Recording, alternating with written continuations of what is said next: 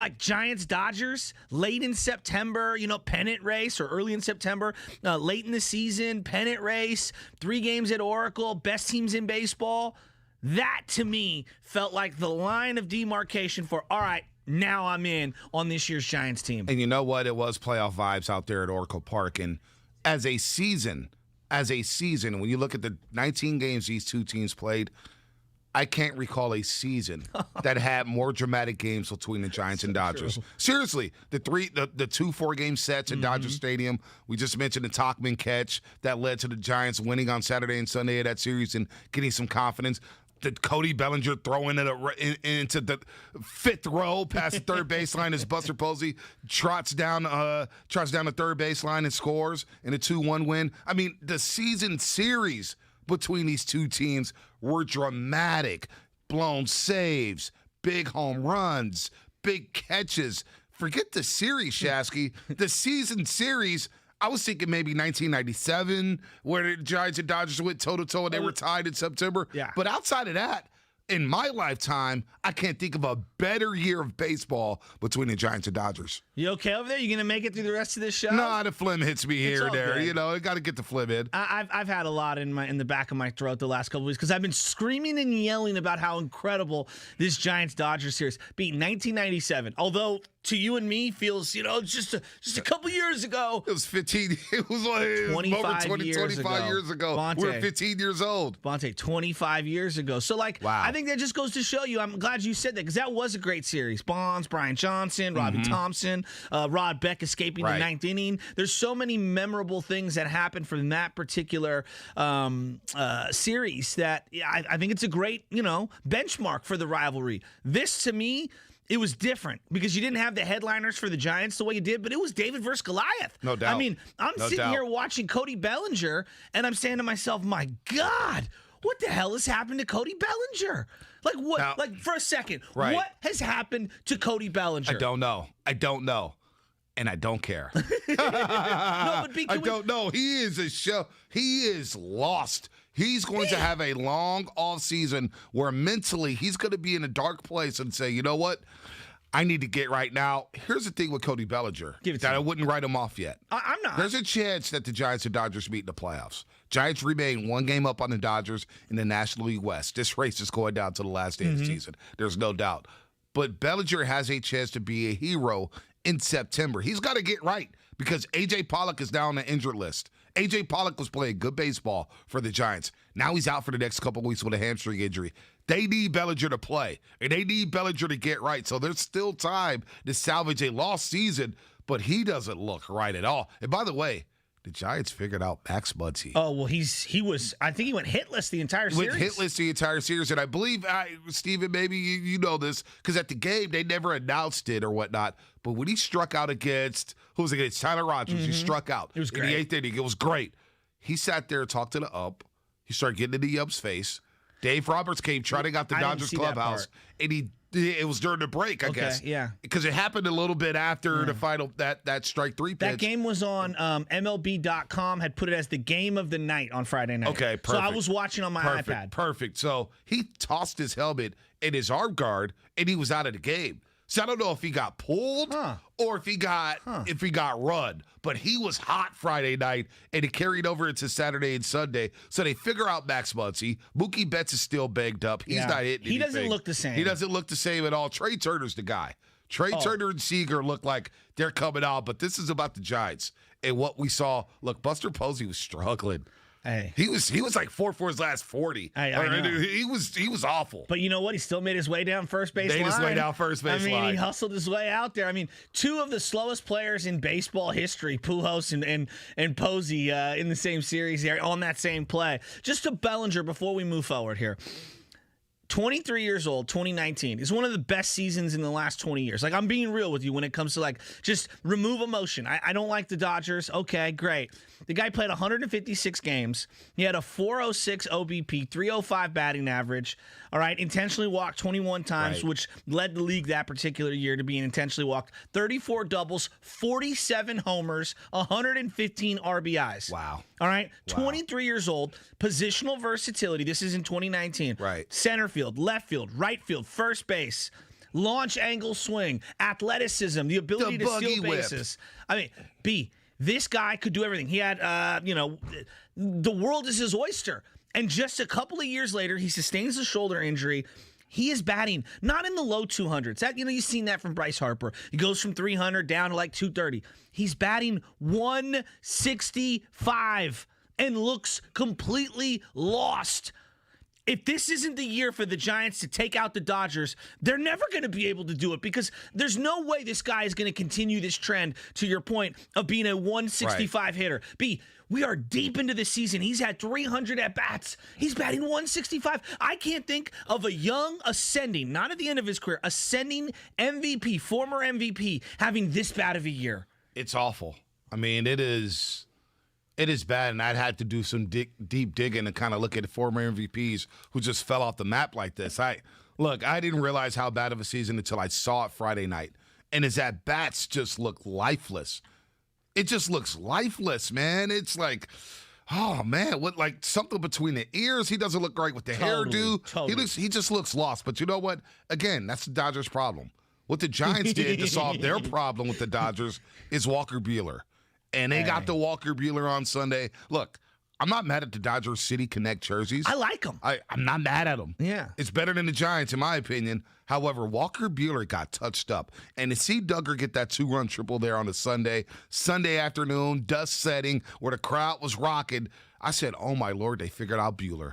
To get that win under their belt against Walker Buehler, who has been dominating them. And I know the strike zone was a little tight. They were getting squeezed. We know about Camilo Doval. He got squeezed there late in the game. But they got the Walker Buehler, man. And that was something I said, okay, this team is ready to go. Didn't it feel like they squared him up more in the first 3 innings of that game than they have the last 3 years combined? There's no doubt. Like, it was unbelievable. And Crawford, by the way, just for Crawford has been so unbelievably clutch all year. And, okay, sometimes he doesn't necessarily come through with the hit with runners in scoring position. That's been the bugaboo for this team for quite some time. Over the last week especially. I mean, B, how many base runners are you going to leave on base in the Brewer and Dodgers series? Yeah, and I mean, that was the story of the week last week with Coles and I. It was like, man, they can't get nobody in to score. But Crawford delivers, whether it's getting the big walks, whether it's taking the extra base, whether it's squaring it up. Like, he's just driving the ball so well right now. And then Darren Ruff, the at-bats Darren Ruff has put together have just been outstanding. Wow. And the guy batted leadoff yesterday and hit a home run. He hit a jack. But to your point on the Walker Buehler thing, that guy is one of the best pitchers in baseball. You want to say that he's the Cy Young? I'll listen to that. Like, that's how good he's been this year. I think Zach Wheeler has a case as well. They didn't pitch Scherzer. I was so worried that they were going to have to face Scherzer and Buehler. That set up to where they didn't. Right. And I like that the Giants didn't have Gausman facing Walker Buehler on Sunday, and they waited on that. You don't see him like the 7 zillionth time in a row. And to win a game where no Posey plays in Sunday, and you don't pitch Gausman against Walker Buehler, that felt like 2 wins. And Logan Webb goes tonight, so now you get Logan Webb to stop the bleeding. Look at you. Thursday against the Brewers, where he goes 7 innings.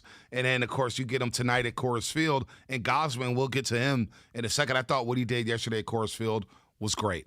You saved the bullpen. Totally. After a bullpen game, you go 7, you strike out 9.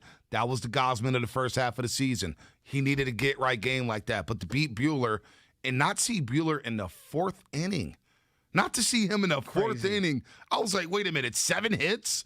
6 runs scored already? I'm flipping back and forth Florida State, Notre Dame. I thought it was academic with Walker Buehler. I really did. By the way, shout out to Side Job Rob. He always calls us. He was at Friday night's game out there sitting in the 8th row. Oh, nice. Prime time seats. He said, I'm Side Job Rob. What's up, Bonte? We're doing the roast, man. What's up, baby? He was fired up out there. And I got to give Giants fans credit. Even though they're outnumbered at times in that stadium, they brought it, man. They brought it. So there's been a lot of banter about Dodger fans taking over AT&T, Oracle, whatever you want to call it these days. I'm going to be real. Now, I wasn't here for the weekend. I was down in Southern California. I kind of loved it, and I'll tell you why I loved it. Because, B, that tells me the rivalry is back. Like, I want it. I like it like that. And here's the other part. Like, hey, real quick, isn't it great to put the rest that the Padres and Dodgers are the best rivalry in baseball? It's not even close. How much of a joke was that? Look, I was in San Diego. I was in La Jolla walking around. I saw more Giants hats and Giants gear than I saw Padre gear. Now, is that because the Padres have fallen out? Is that because it was a big travel weekend? I don't know. But Giants fans are everywhere. Like, I could not stop running into Giants fans in Southern California. So they're out there. Make of it what you want. They're out there. But I'll tell you this, B. I saw a photo with like 8,000 Dodger fans out in front of, I believe it was the Juan Marichal statue. I could be wrong, but I think it was the Juan Marichal statue next to the bridge. And I said, you know what? That's kind of cool. I just, in general, I love a great rivalry. I love that it didn't. I don't like the fisticuffs. I don't like the fighting. I don't like people There was brawling. Giants fans fighting Giants fans. There was Dodger fans. People just too liquored up. Like, can you don't ruin it for everyone else around you? Can you just go to a game and have fun? But like at its core, that's what baseball, that's what sports, that's what it's all about. Having fun, leaning into the rivalry. And I do believe Giants-Dodgers, even if it's not at its zenith right now, it's reawakened. And that's all I wanted. I just want the rivalry to mean something. And it felt like this weekend, we got back to that. No, it was great. It was great out there. To be out there Friday night. If you went to a game, give us a call, 888-957-9570. Let us know about the atmosphere out there at Oracle Park. It was really, really something to behold. And by the way, listen to the Morning Roast weekdays between 7 and 8 a.m. and be the third caller for a chance to win a 4-pack of 2-day, 1-park-per-day tickets to the Disneyland Resort. That's right. The spell is cast. Halloween time is back at the Disneyland Resort, and 95.7 The Game wants to give you a chance to get in on the magic. Happy Hauntings are returning to both Disney California Adventure Park and Disneyland Park between now through October 31st. Don't miss the celebration. Offering subject to capacity, restrictions, and change without notice. Get all the details at 957thegame.com. We're going to get into some Niners because, I didn't have an opportunity to react to Niners-Raiders, and I really want to get into that. I got a lot of Niner thoughts. But while we're on the topic of the Giants, I do want to bring up a couple things. Number one, the photo that came out with Gabe Kapler ripped out of his mind. Oh, my gosh. Did you see that? Yeah, I retweeted it and I said, this dude's ready for SummerSlam, even though it was 2 weeks ago. The veins are popping through on this dude. What is going on? And he knows the cameraman is right there. He knows whoever's taking that photo is right there. And to see him just walk through like that with the cutoff and the yolks out.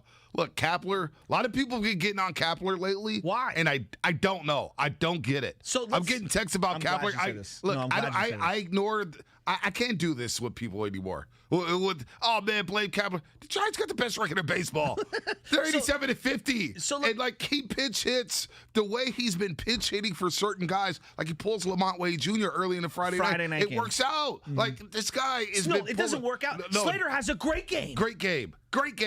Like, what are we complaining about with Kapler right now? What is it? So I think it's a combination of things because I'm so glad you brought this up. Now, I got the iPad open. I'm watching the game. I'm also got my phone open because my wife's asleep in the bed. We had a great Friday. She's out cold. It's in the dark in the hotel room. I'm streaming the game. I'm watching. And I'm saying to myself, why is everyone on Twitter losing their minds about pinch hitting Lamont Wade Jr. in the 4th inning of that game? It was a bullpen game for the Dodgers on Friday night. Right. Okay? I understand where people are like, whoa, Lamont Wade Jr.'s been awesome. This team, over the last year and a half, has been managed where they are, are they going to have some gut, some intuition? Of course. Like, I think Kapler admitted such, saying, I'm actually trying to watch the game more and get a feel for what's going on, not just be obsessed with the numbers. And I appreciate him being so candid on that. But they're going to look at the numbers, and they're going to go with the matchups. And in that particular at-bat, Slater delivered with a big hit, and then defensively was outstanding in that game in center field. And then later on would end up being a hero and then stole a base. Slater had a great game in that game. People were waiting to rip Kapler. And then in comes McGee or Tyler Rogers, and they're ready to go. Look, they don't have a real closer. That is not Kapler's job. It's going to be problematic. Cannot create a closer. What he can do is try to manage the guys that he has currently. Now, I don't think McGee or Tyler Rogers is a closer. I think they are miscast as closers. They're great setup guys. Right. Who would you want Kapler to go to in the 9th inning, people? Like, you're waiting to rip him. He has earned the benefit of the doubt. If they flame out in the playoffs, we can dissect it all offseason. How can you not give this guy a little bit of love? He's emerging from the shadow of Bruce Bochy and 3 titles, and he's got this team years ahead of schedule with the best record in baseball, taking down an all-star roster of the Dodgers. Yeah, I don't get it. And I'm not going to get irate over it either because, look, they win 2 or 3 against the Dodgers. They somehow, some way go 3-4 in that homestand. It's a tough homestand. It's a tough homestand against the Brewers. Legit. Yeah, you know what I'm saying? You know what I'm saying about the Brew Crew? That's a team that worries me. They actually worry me a little bit more than the Dodgers because of those flamethrowers. I mean, Burns, Woodruff, and they got a pin. I mean, they had to beat Devin Williams on Thursday, the Giants, and he just won a reliever of the month in August with a 0.0 ERA. That's what they had to do to salvage a game in that series. These were playoff type of games, and to see the Giants stand up there, look, Logan Webb, we'll see him tonight, Coors Field. I'm not going to have high expectations because wacky things happen there. But the guy's been 14 straight games of giving up 2 runs or fewer. The guy has ace stuff. And we're waiting on somebody else, right? Well, Gosman pitches well yesterday, right? Pitches well, 7 innings and 9 Ks. But DeSclafani, what I saw from him Friday night, he walked 3 guys. He only gave up to 2 hits, but he pitched 6 gutty innings. Can you be that third guy, Anthony DeSclafani? Can you be that guy? He showed up in a big game because he went to that. What was it, Langford? And his ERA was over 9 against the Dodgers on the season this year. Yeah. And they were hitting 341 against them on the season. He went out there and shoved and kept the Giants in the ballgame. I didn't even think he had his best stuff, but I thought he willed himself to a great outing. And I got a question for you because we're talking about starting pitching and whatnot. This is just a harebrained idea, and you could say I'm crazy, and it doesn't work for you at all.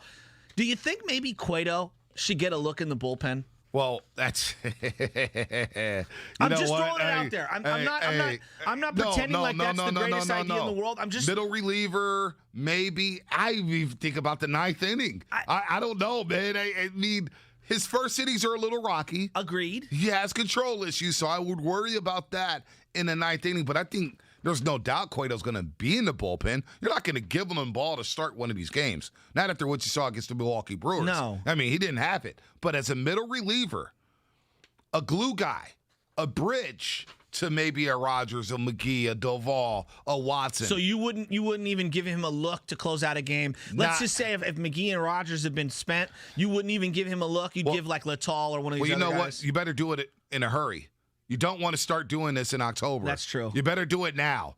Do it against the Cubs. See how it works out. You should be able to beat up on the Cubs. Give him a couple 9th innings there to see how he relaxes and how he can close a game. Because he does have issues in the first inning, Johnny Cueto, that is. I know that sounds absurd, so that's why I wanted to hear your thoughts. It's just his control, man. I know. He gets out there the 9th inning and you start walking guys. It's a problem. You're right. You're 100% correct. I don't know. Maybe he would change up his philosophy and throw a little harder. I don't know. Just the McGee thing is starting to worry me, though. The fastball, like I'm sitting there Friday night saying, how did he not get tagged? How did he escape that 9th inning? We'll talk more about the Giants. Gabe's World coming up, here on the Morning Roast. Jill Shasky, the Butcher, is back in the saddle as we get ready for Giants Rockies and, of course, Week 1 of the NFL season. It's going down finally. Niners Lions Sunday at 10 a.m. at Ford Field. We'll break it all down here on the Morning Roast on a Tuesday. That's right, a Tuesday. Hopefully everybody had a great holiday weekend. Good morning to everybody on Twitch. Good morning to everybody on YouTube. Twitch brought to you by Xfinity. And what's coming up on the game brought to you by Exergen Thermometers. Accuracy matters. Gabe's World coming up. COVID-19 is a dangerous threat, and vaccines aren't enough to protect you. Since fever is the leading side of COVID-19, you need an accurate thermometer. Try Exergen, backed by more than 100 clinical studies. Learn more at Exergen.com. Looking for that special place to hold your next event? The San Francisco Historical Society Museum.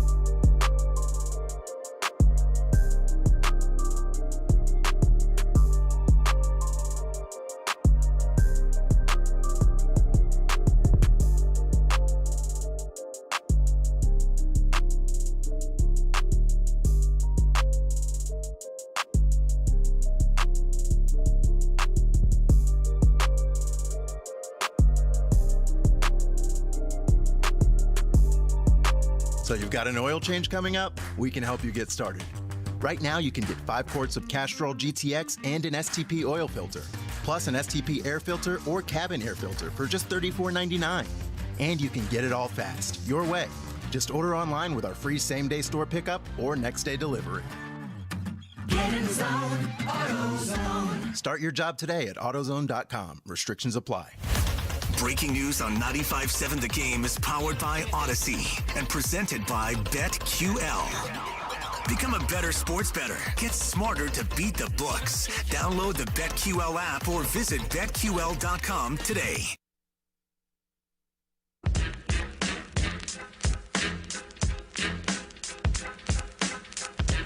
Ruff drills that one down the left field line, and it is gone!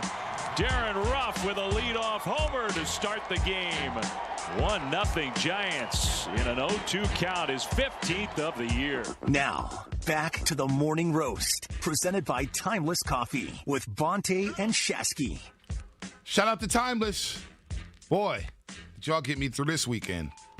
Wedding to go to, a lot of tequila shots, and I needed something to bring me back to life Sunday morning, and that was Timeless Coffee. Timeless. You do it again. Can't wait to get out to the new shop on 17th and Webster out there in downtown Oakland. Shout out to Timeless Coffee. Dave Fleming, he'll join us at 8:05. You know he's going to be jacked up to talk about some Giants baseball. Dan Ruff yesterday with the leadoff home run, and the Giants set the tone, and it carry over Sunday's great performance at the plate. They carried it over to Coors Field, and this is a get-right road trip for the Bats. Coors Field, and then you go to Wrigley Field. You see the scores of the Cubs games? They got no pitching right now. They're throwing out batting practice at Wrigley Field. So this is a get-right road trip before things heat back up when the Giants get back into town. But Shasky, man, we got to get to Gabe's World. Yeah, let's get into it. And we heard a Darren Ruff home run, I believe that was, coming back into the segment here. But can I hear a little something from Gabe Kapler? Because I've got a question. I think we'll go with a little Bohemian Rhapsody, gentlemen. Good call. When it comes to Gabe Kapler, anything goes. First of all, I think pressure is always a good thing. The brightest lights can sometimes bring out the best performance. Now he's been ejected. Kapler's been ejected by Joe West. Panda costumes and baby giraffes and all of the fans of San Francisco. Gabe Kapler's 100% right. Kapler launches one. Fair foul. It's gone! Gabe Kapler has won it! It's time for Gabe's World. All right, Gabe, I'll cut right to the chase. What the heck happened with Darren Ruff and Buster Posey? We have to do a better job of communicating on pop-ups and fly balls. Recently, we haven't done our best work in that regard. And specifically, I just want to call out that it's challenging. In our ballpark over the last couple of days, it's been really loud. So the ball has gone up, and in defense of our players right now, we just want to catch the baseball. So sometimes you don't want to take your eye off the baseball as a defender. Sometimes it's important that you do look up and glance and see who's around you. But we just have to be better, earlier communicators in general, and we'll clean this up. B, there was a play at the end of the game last night where it was like a foul ball, and here comes Ruff, and here comes Posey, and Ruff comes sliding in and takes out Posey's legs. I'm not going to lie. I was worried for Posey for a second. I'm thinking, oh, my gosh, is that the reconstructed ankle? Like, what's going on here? I guess both guys ended up being okay. But, yeah, I mean, they got to communicate a little better defensively because defense is one of the ways this team wins. Yeah, no doubt. You got to play clean defense. And, you know, that play was scary. It was like, man, you're trying to knock out Buster Posey into 2022. What are you doing? And then you get Alex Dickerson last week playing left field. These guys got to clean it up, man. Now's not the time to be slipping defensively. For real. That was a scary, scary situation in a game that was all but wrapped up. Rough. You got to be careful, and that's why you see Brendan Belt playing a lot more first base because Darren Ruff's at bats. You can't take anything away from him. He's been really good at the dish. No, he really has. good. He has, and this is where I think the DH kind of hurts the Giants right now. They'd be a great team with the DH in terms of being able to put multiple guys in that spot. Like, I'm looking at Brandon Belt and what he's done,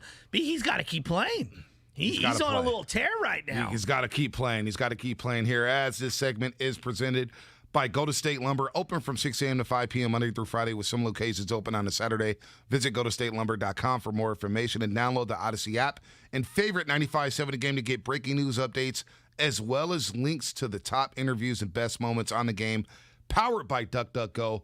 Privacy simplified. How can we go through the first 36 minutes of the show and I bring up Tyro Estrada? Oh, my God. 2 bombs yesterday. And how about Mauricio Dubon coming up and going 3 for 4? Dubon, remember me? I know. Dubon, anybody want some Dubon? Hey, he made a great play in center field on Thursday's game. Unbelievable game to win that game against Milwaukee, which they desperately needed. We haven't even talked. They desperately needed that Thursday game. It was a gotta-have-it game. Estrada hit a big-time bomb in that game to give him some insurance. Yep. Just a little weekend stuff, and this is our buddy Candlestick Will. It's a great tweet here.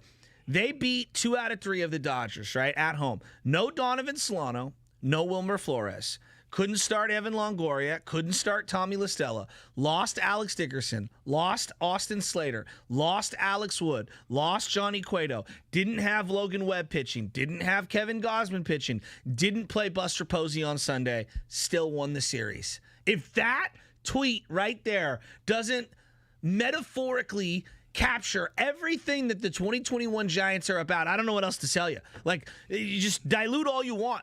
Top to bottom, this has been one of the most incredible sports stories I can remember because I just, like, this is the last ride for Brandon Crawford and Buster Posey and Brandon Belt all together. There's just no way all 3 of these guys are going to be back on the team next year. I just can't see it. I don't see it either. And they are in a position to make some noise in the playoffs. Yeah, I don't know where it stacks for me when it comes to all-time sports stories. But maybe in the Bay Area. It's up there in the Bay Area. When you think about all the teams out here in the Bay, we think about We Believe. We think about the 2011 49ers. We think about some of those A's teams earlier in the decade, in 2012 and 2013. But this team right now, the way they're playing with a bunch of no-namers, there's not a lot of star power on this team. You got over 10 guys with at least 10-plus home runs. They're leading the majors in bombs. You know what I'm saying? Without a DH. I know. It is an incredible story. I don't know where it stacks up all time, but I'm eager to see how this story finishes. And right now, they're still a game up on the Dodgers. I know, it's right there. But they win. But just let's take the Dodgers and Giants because I think when we think about this series this year, they got swept right off the bat. Remember, we all waited for that first series against the Dodgers in mid-May, and they got swept at Oracle. And the Dodgers they were like up 10-0 on that Sunday afternoon game with DeSclafani. Urias had a couple hits in that game. And it was like, boy, Giants aren't close. Nice. They're not close to the Dodgers. All right. Then they go to Dodger Stadium, lose the first game of that 4-game set, and it takes a Tauchman robbery of Pujols after Austin Barnes hit a 3-run jack. Mm-hmm. Tauchman completely changed the complexion of this series against the Dodgers this season. They rattle off 3 in a row, and all of a sudden it's like, you know what? We can play with the Dodgers. That's what the Giants start saying to themselves. We can play with the Dodgers. We can play with this team. And the dramatic series in July, when I was on vacation, when the Giants won 3 out of 4. Giants went 3 out of 4 against the Dodgers out of Chavez Ravine by getting the Jansen 2 times in a row. Just think about the series against the Dodgers this season. And we still may see them again in October. I mean, for me, it's been the best Giants-Dodgers season series in my lifetime. I think it's been better than 97, partly because I don't remember much in 97. I was 15 years old, and there's been a lot of alcohol and a lot of other things in my body since then. But this season series it was great. There's no doubt about it. You're 100% correct. And it's been a great baseball year. I think we've bashed on baseball so hard for so long. Great year. It's been a great year. Before we get off this topic, though, because I do want to kind of put in a punctuation on Buster and Crawford, specifically those two. From Elias Sports Bureau, Buster and Brandon Crawford have played in 1,074 games together, the highest total for any 2 active players, okay? In all of baseball, right now, no 2 players have played games together more than Posey and Crawford. It's pretty incredible. And it's the most games as teammates for any 2 San Francisco Giants since Willie Mays and Willie McCovey played 1,400 games together. And you know what? Those 2 combined to make a great play in extra innings against the top of the 11th. A hell of a Dodgers play. looking to score. and Crawford gets the grounder, and he's so composed. And goes home. It goes home. It was a great play. And the Dodgers don't score. Yeah. They end up not scoring in that inning. Those two guys, the synergy, the chemistry, we're going to remember them. In our lifetime, we'll remember Posey and Crawford together. I don't know if too many people are going to lump in Brandon Belt into that equation, but Crawford has now put himself in that conversation. Well, and I'm looking at Buster Posey. He's got 17 jacks on the year. I mean, this to me it's not his MVP season because he was so young and he had fresher legs. It's close. This might be his best individual season in terms of like the way this thing's shaking out. I know the last 2 weeks has been bad. But you know what? He dipped under 300 Friday night. He's back at 306 now. That's what I'm saying. 2 for 5 yesterday. He was 3 for 4 on Saturday. Maybe the bat is coming alive here because they need Posey. And again, these are get-right games. Can he get 6-7 more home runs? I think he get 3 more. Get to 20. Get to 20? Get to 20. He's only been to 20 twice in his career. 24 and 22 in 2012 and in 2014. He's hovered at 19. He hit 18 his rookie year. This is the fifth most home runs he's ever hit. The season's been incredible. It's been unbelievable. It's been unbelievable. And again, I'm looking at the box score, and I'm saying to myself, we spent 2 seconds on Estrada and Dubon and Steven Duggar. I know. They combined to go 8 for 14 yesterday in Coors Field. Duggar has the big triple Sunday, and he gets all fired up. I'm like, I forgot about you again, Duggar. I thought he was done. So the Duggar at-bat was interesting because Bellinger had an at-bat almost identical, runners on second and third with 1 out, and he doesn't deliver. And here comes Slater, same situation, and he hits it right down the line. Yep. Or would I say Duggar, Slater? Duggar. They all look alike, right? No, Duggar. Incredible weekend for the Giants. They're up a game on the Dodgers because Max Scherzer yesterday with 8 innings in St. Louis. It struck out 10. Dodgers ain't going away. This is going to be a race for the ages out here on the West Coast. But look, let's talk some football here. Brian Baldinger will join us at 7:30. It's time to ramp it up.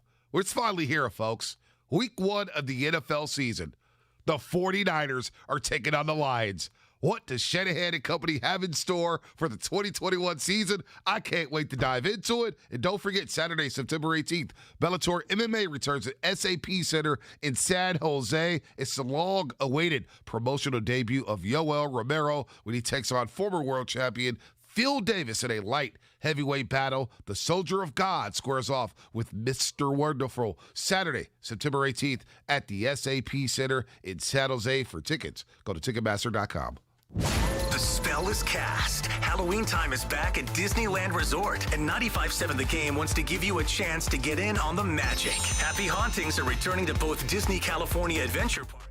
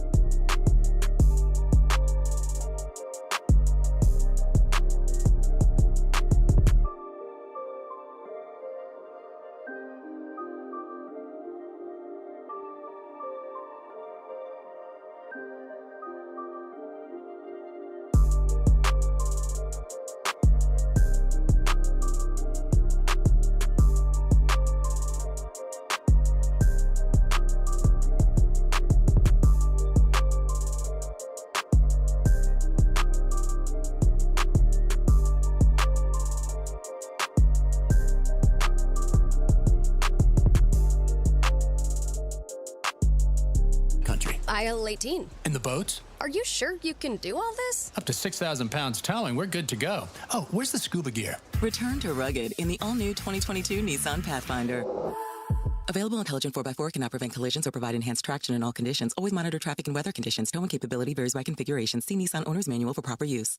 The original Peloton bike offers more motivation. Great job, team! 70% of members say they work out more now with Peloton than before. Get game-changing cardio at a new game-changing price. The original Peloton bike, now $400 less. Learn more at onepeloton.com.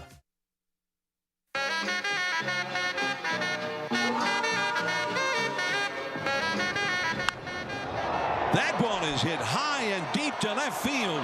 Way back there. Adios, Pelota. He has done it again.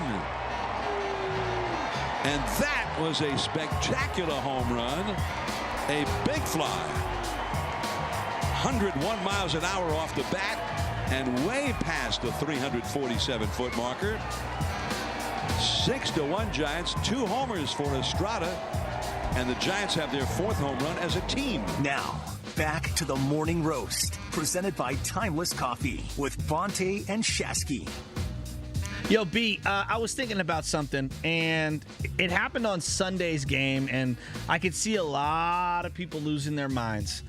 In comes Camilo Duvall. And it was a high-pressure situation, even though they had a 5-run lead at the time. I believe it was either runners on second and third or bases loaded. I forget. Bases loaded. Bases loaded. Bases loaded? Okay.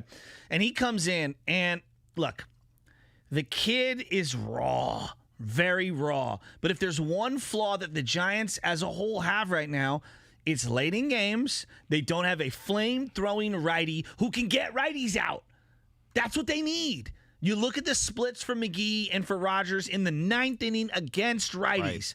Both guys leave a lot to be desired. McGee with the fastballs, it's maddening for me. He gave up a bomb to Pujols on that Sunday night game too. Oh my gosh. Well, they had a lead, so I'm not going to lose my mind. 6-2 lead, but still. Lose my mind. But what I'm saying here is that you got this kid Camilo Duvall who comes in, and I had said earlier in the year, maybe he could be a closer at some point. To me, those are the kind of situations where you give the kid an opportunity and it's some baptism by fire. Hey, you want to know what it's like to feel the playoff pressure? You want to know what it's like to feel the pennant pressure?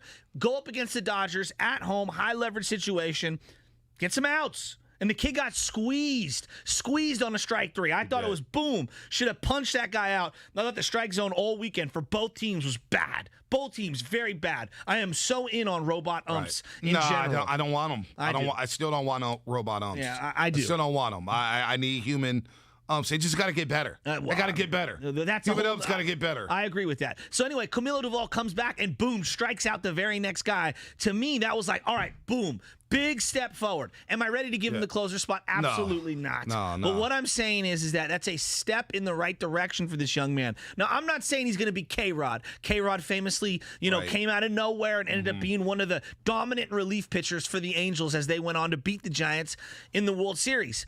But B, I feel like this is the kid that over the next 3 weeks, pick and choose your spots on where to play him. Could he be a guy that 3 weeks from now we're saying, maybe Duvall is a little higher on the pecking order than where we had him, heading into September. Reminds me of like the England national team putting those youngsters in a position to make those penalty kicks. I don't like it. What? I don't like it one bit. And I didn't like it for England, and we saw how that ended. Unfortunately for Langford's English national team, they should have won the damn. They should have won that. The Euros? Yeah, the Euro final. The Euro final against Italy. He came out in that game, in those first 2 pitches, I was like, oh, my gosh. This has Grand Slam written all over it. He was wild. It was like, settle down, young fella. Settle down. Pitched forever. And he did settle down. 3 weeks from now, do I want him closing big playoff games? I'm not even saying closer. Ooh. Maybe he's your 7th or 8th inning guy. Maybe. Depending. Maybe. Here's Let me see how it looks in September because, look, the schedule is as is. You're going to play some big games here. That's what I'm saying. Right? You got the Rockies and the Cubs over the next 5. But you come back home and you got 7. All right? You got 7 against some big boy teams. 4 against the Padres, 3 against the Braves. And then you go back down to San Diego for another 3. So that's 10 games. 7 with the Pods, 3 with the Braves. Talk to me after that third at that 3-game set down in San Diego about Duvall. I like the stuff. Let's ease him into it. Let's see where he's at after that 7-game stretch, or excuse me, that 10-game stretch between with the Padres and the Braves. So, like, I think there's levels to this, right? He's clearly not ready to be anywhere near the 7th, 8th, 9th inning right now, today. Things change quickly. They do. And when They you do. get into certain series, doesn't it feel like right now, they're not going to play the Dodgers today because obviously they don't have any more games with them the rest of the year. Got 10 with San Diego, though. But if you got into a series against the Dodgers right now, man, it feels like McGee and Rogers. Rogers looked better. He looked a lot better. It feels like McGee, the Dodgers have his number, doesn't it? They do.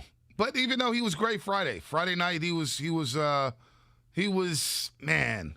Friday night, he gave up the lead. Yeah. Oh, you're talking about McGee. Rogers was great. Rogers was great. Rogers was great. But Friday. what I'm saying is that things change in a series, and guys become unplayable. It does. It's almost like the NBA, where like you get into a particular matchup, and you're like, I can't play this particular guy. I'm just saying it'd be nice to see Duvall get some spot opportunities, build up his confidence, and maybe in 3 or 4 weeks, he's a guy that we can rely on more than what we're relying on right now. And I get where you're being worried. Fire. And yeah, this is playing with fire right now. But be like, at some point, the kid's going to have to get baptized by fire. Yeah, do you want it in a big-time playoff game? Do you want it in a big-time? Do you trust Littell, Leone? A little more right now than Duvall. A little more right now than Duvall. Duvall has the good stuff. He has the good stuff. If he can get that slider over, he could be devastating. Dude, I don't know about this one, Butch. I don't know about this one. But doesn't the bullpen, how they massage, look, starting pitching is a problem. You went 2 games against the Dodgers bullpenning, okay? Bullpenning. You did like 25 innings of bullpenning. And Alvarez got touched up a little bit. I'm a little worried about the bullpen and where it's at right now. And if you can get some young player to just come out of nowhere and emerge in a Duvall, it would be a huge shot in the arm. I'm not saying it's going to happen. I'm not saying he's the next coming of Mariano Rivera. I'm just saying, man, it'd be nice to be able to put him in some spots to feel some confidence, because he'd be a great arm to rely on the last couple weeks of the year. Look, it's a small sample size. He's only pitched in 15 games this year. It's very small. 5.79 ERA. Not good. 14 innings pitched. He's given up 12 hits, 9 earned runs, 7 walks. That's the part. 4 home runs. But he's got the 19 strikeouts. I need to wait on this one. Hey. I need to wait on this one. I see numbers like that, and I'm like, there's nuance to everything. He's 23 years old. It's asking a lot for him. I know it is. This has to be, you may just have to go back to Rogers. I don't like the rise ball in the 9th inning. I love him in the 8th inning. I don't like the rise ball at all, but it's working. And I know it is. It's just working. Take McGee. I mean, look. Are you more worried about bullpen closing games, or are you more worried about starting pitching right now? Because I think both are a big concern for me. I mean, they are a concern, but you know what? I feel like the starting pitching now, with DeSclafani giving you the 6. Gosman giving you the 7. Mm-hmm. Logan Webb's been dynamic. Oh, my God, he's been great. You got 3 starters right there. Now, what can Wood do for me? Yeah. What could Cueto do for back? me? Wait, who knows when he's coming back? What can Cueto do for me? Like, can you just get to the playoffs? Because they've played a lot of high leverage games, and when you play teams like the Astros, the Dodgers, you know, even the Nationals before they broke everybody apart, the Brewers. They're going to wear on you. Yeah. They're going to wear on you. They're going to make your staff look a little bad, and that's where the bats got to come alive, and the bats did come alive for the Giants right when they needed them. 4 in the 8th inning Thursday against the Brew Crew.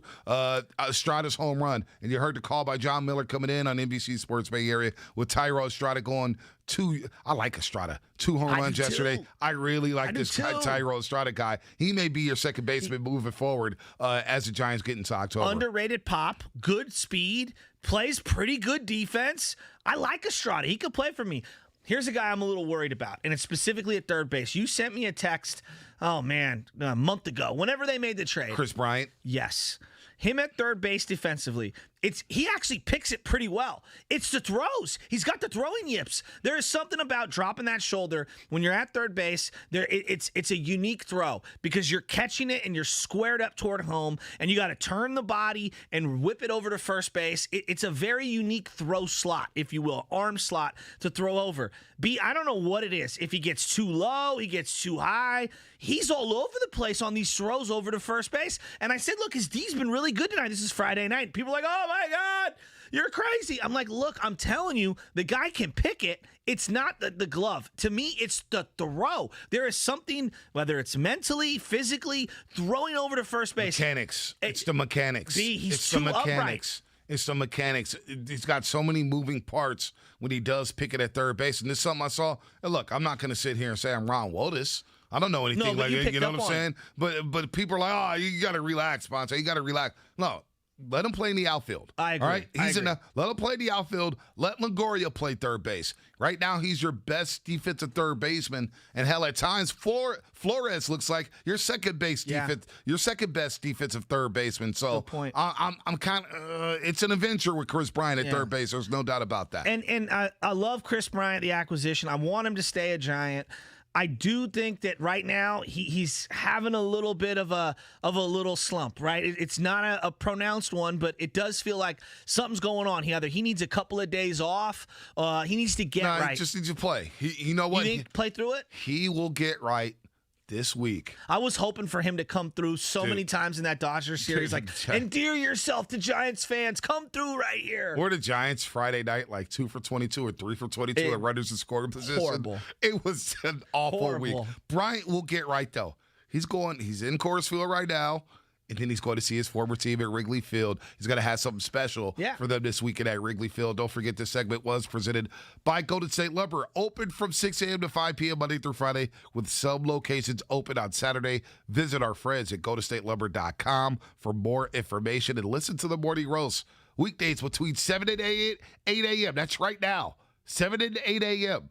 Be the third caller for a chance to win a 4-pack of 2-day, 1 park per day tickets to the Disneyland Resort. The spell is cast. Halloween time is back at the Disneyland Resort, and 95.7 The Game wants to give you a chance to get in on the magic. Happy Hauntings are returning to both Disney California Adventure and Disneyland Park between now through October 31st. Don't miss the celebration. Offerings subject to capacity, restrictions, and change without notice.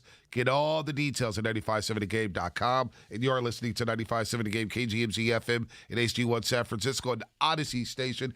The Butcher is back. Langford's chilling. Curly's got a new haircut and some new slacks. We are ready to roll here as the Giants won 2 out of 3 and win the season series against the Dodgers 10-9. They're up 1 game on the Dodgers. Crazy. In the National League West. We'll see Logan Webb on the mound today at Coors Field. And then we got football, Sasky. We just went the first hour. We tease it for this football season. The Niners are back. The Niners are back. They have the day off today. And tomorrow the game plan is being implemented against the Detroit Lions and the Fighting Dan Campbells. Oh, baby. We're not going to have a Sunday without football until the middle of February. It's on and popping now. Oh, thank God. Thank God. I am so ready. All right, so I wasn't here last week. What the heck was the response to the 2-quarterback system with Trey Lance and Jimmy Garoppolo? 888-957-9570. Once you let Butcher Boy know what the response was. It was mixed. Really? It was mixed. So people thought it was a ploy. They don't believe Shanahan's going to do this. Some people love it. Coles is saying, oh, yeah, you're going to gimmick it up. Coles is all in on Jimmy G. Heck, he's all in on Sudfeld being a backup. And we love Uncle Coles. He's now Uncle Coles on the Morning Roast. He's the grumpy, drunk uncle. He needs a timeout. Why is he got to be drunk? Because some of the takes last week was just unreal. Maybe he's just sleep deprived. Nah, he's drunk Uncle Coles. Okay. Now, he did have the house to himself this weekend. Oh, good. So he was happy. That's always fun. It's always fun when you get the house to yourself. Man, you got to cherish That means I'm ordering nothing but Uber Eats and playing Madden until 3 in the morning. Hey, man, I'm doing that with baby Chaz anyway, but man, when they're out the house, dude, I'm playing franchise mode. And by the way, I'm in the playoffs in Madden. I just beat Green Bay 45-42. Oh, wow. Mostert ran for over 300 yards. Oh, Packers shut rookie down. mode? No, all Madden, baby, all Madden. Congratulations. I can't pass the ball. I had to take the ball out of Trey Lance's hands. He went 3 for 6 against the Packers in Madden in the wild card game, and the 3 incompletions are picks. I had to run the ball with Kareem Hunt and Raheem Mostert. All right. So let me give you some 49er thoughts, just real quick here. I've got Madden's tight though. I've got so many. Obviously, we're going to get into the Lions and the 49ers. We're going to get into all the great moments that have happened over the years. I've got one guy, in my opinion, is the guy that I'm looking at and I'm saying to myself, this guy cannot get hurt. He cannot get hurt if the 49ers want to have a successful season. I don't even know where I'm at when it comes to the roster. I've predicted a lot of different things on different people's podcasts and whatnot. I'm kind of all over the place when it comes to the Niners. I am. I could see so many different scenarios.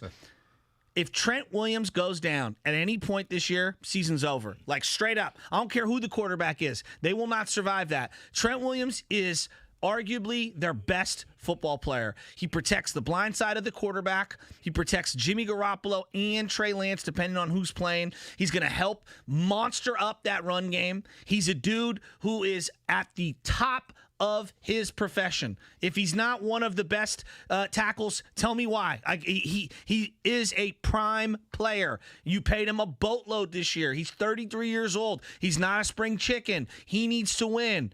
He is going to be slowing down all the defensive ends that you go up against this year. If you look at the schedule, there are a lot of great defensive ends. Trent Williams is the number one guy that I'm looking at I'm saying he cannot go down. Because I'm going to be real with you. I think that this offensive line is suspect. I think they can run. I'm really worried when they drop back and pass. Well, Trent Williams is probably top 2 on the list, right? If he's your number 1, it's very understandable. No left tackle, blind side to the quarterback, you're done. You're shot. And what he does in the run game, there's no doubt. He's a mauler. He's a monster. With the question marks around Mike McGlinchey, could he move over to the left tackle? No. I have no idea. You know what I'm saying? Let me answer that. I'll tell you. No. I just wouldn't want to go down the road. So I would say this, offensively for sure. Okay. It wrecks the offense. It wrecks the season. Defensively, you got to have Nick Bosa. Got to have Nick Bosa. I'm glad you brought him up. I think he's the most important 49er on the football. He's the most important Niner this year. You need Nick Bosa to be getting after the quarterback, to help out Javon Kinlaw, to help out Eric Armstead, to help out Dee Ford, who will be on a pitch count. You need Nick Bosa. Also, you could throw Fred Warner Jr. in the party. What if Fred Warner Jr. gets hurt? Your boy, at middle linebacker. I drafted him as my first ever defensive player. I've never had a defensive player in a fantasy draft. I don't do defense. Yeah, exactly. Of course, because you're too good for that. But no, it's too much. I took Fred Warner. It's too much. What do you think about that? I think Fred Warner's a monster. And if he gets hurt, if he gets hurt, So you brought up Bosa, and I'm glad you did, because Dan Campbell was meeting with the media the last 24 hours, and they asked him, Dan, when you look at the 49er roster, what sticks out to you? What jumps out is the one who's not there, and that's Bosa, which we know is going to be back. Miko Ryans is putting his own kind of spin or flavor on this defense. There's a lot of similarities, yet I think there's things that he's wanting to be more aggressive with. We won't know that entirely till we get into the game against them, but I know we have to prepare for everything. It's an attacking style defense, and they've got certainly some pieces up front. They got a damn good middle linebacker and, pretty good secondary. So that's just on the defensive front. Obviously, offensively, I think that there's very few that do a better job than Shanahan offensively, and he's got weapons. Starts with Kittle and, the things they're able to do, mix up the run game, play pass, and a lot of eye candy to try to get your defense on its heels. I mean, this is a huge test for us. It's a good team, and it's a well-coached team. Window dressing, eye candy, all the motions, all the you call them the audibles at the line, but all the motions. Yeah. You get the fullback motioning out to the flat. You get the tight end coming back in. You get the tight end switching spots, going from left to right to left. I mean, it's all the stuff with Shanahan, and we're going to see the full arsenal Sunday against Detroit. So he says Bosa, the guy who hasn't played. He hasn't played in preseason. It is Bosa. Right? And I'm so pumped to see him. I mean, we talked to his dad right before I left on vacation. His dad was saying he's better than ever. Trent Williams comes out and says he looks better than ever, and I'm thinking to myself, How? Like, how can this guy come back from an injury like that and look better than ever? I can't wait to see it. Like, I legitimately am so pumped up to see him feast on Penei Sewell, the #1 draft pick for the Detroit Lions, who's playing right tackle. Wow. I would be circling him, and I'd say to myself, I want Bosa to feast on that kid. Dude, D-Straight7 on Twitch, brought to you by Xfinity. Go more to Twitch. Fred Warner is the most important 49er. To him, Fred Warner, the most important 49er. 888-957-9570. Who is the one 49er this season that the Niners cannot win without? Who's the one Niner the Niners have to go into every single Sunday and say, boy, we can't win without this guy? It's a great question. If someone wants to make the argument for George Kittle, I found it interesting, and I'll give you some Jimmy Garoppolo thoughts in a second. I found it interesting. First play for Jimmy G, they do a little play action, and it's that little dump pass. The Raiders. To the Raiders, excuse me, sorry. They do a little dump pass to George Kittle out in the flat, and then George Kittle runs upfield, and before getting out of bounds, drops the shoulder and try to plow through a safety, and I'm like, I cringed, B. I cringed. I'm like, get up, okay. Don't hurt yourself. He can't help himself. He can't help himself, man. I'm so worried he's going to get hurt. That's what he does. That's what George Kittle does. He's reckless, man. I know. And then, look, at the same time. I'm worried about him staying healthy. But look, at the same time. Psychopaths. Yeah, at the same time, these are tone-setting plays. You're right. When you lower your shoulder, you lower the boom early in the game, that defense goes, ooh, wee. I'm not. I can't do this for 4 quarters. I can't tackle number 85 for 4 quarters. Same thing when you're running the ball down teams' throat. Teams tap out. And that's what I think the Niners are going to make a lot of teams do this year, because I think they're going to run the hell out of the ball. And we're going to see a lot of that play action where George Kittle leaks out into the flat, and they're going to give him a chance to run after the catch, which is why he looks leaner this year, right? He looks leaner. This guy wants to set tones, Shasky. That's what it's about, man. Sometimes you go out of bounds. You're like, all right, I want my running backs to go out of bounds sometimes. All right, I want you to preserve yourself, especially if you're getting 20 to 25 carries. But if you're George Kittle, you got to do what you do. You got to do what got you paid. And what got him paid is bullying over defenders, bullying over DBs, stiff-arming dudes like he was down in New Orleans again back in December of 2019. That's how he plays. You got to set a tone. I don't care if it's against second or third stringers. You make a play like that, Shasky, it gets you going up at 327, standing up on your feet, going crazy. It gets everybody at Levi Stadium going crazy. You need tone setters. And that's why George Kittle is who he is. He's a great player. He absolutely is a tone setter.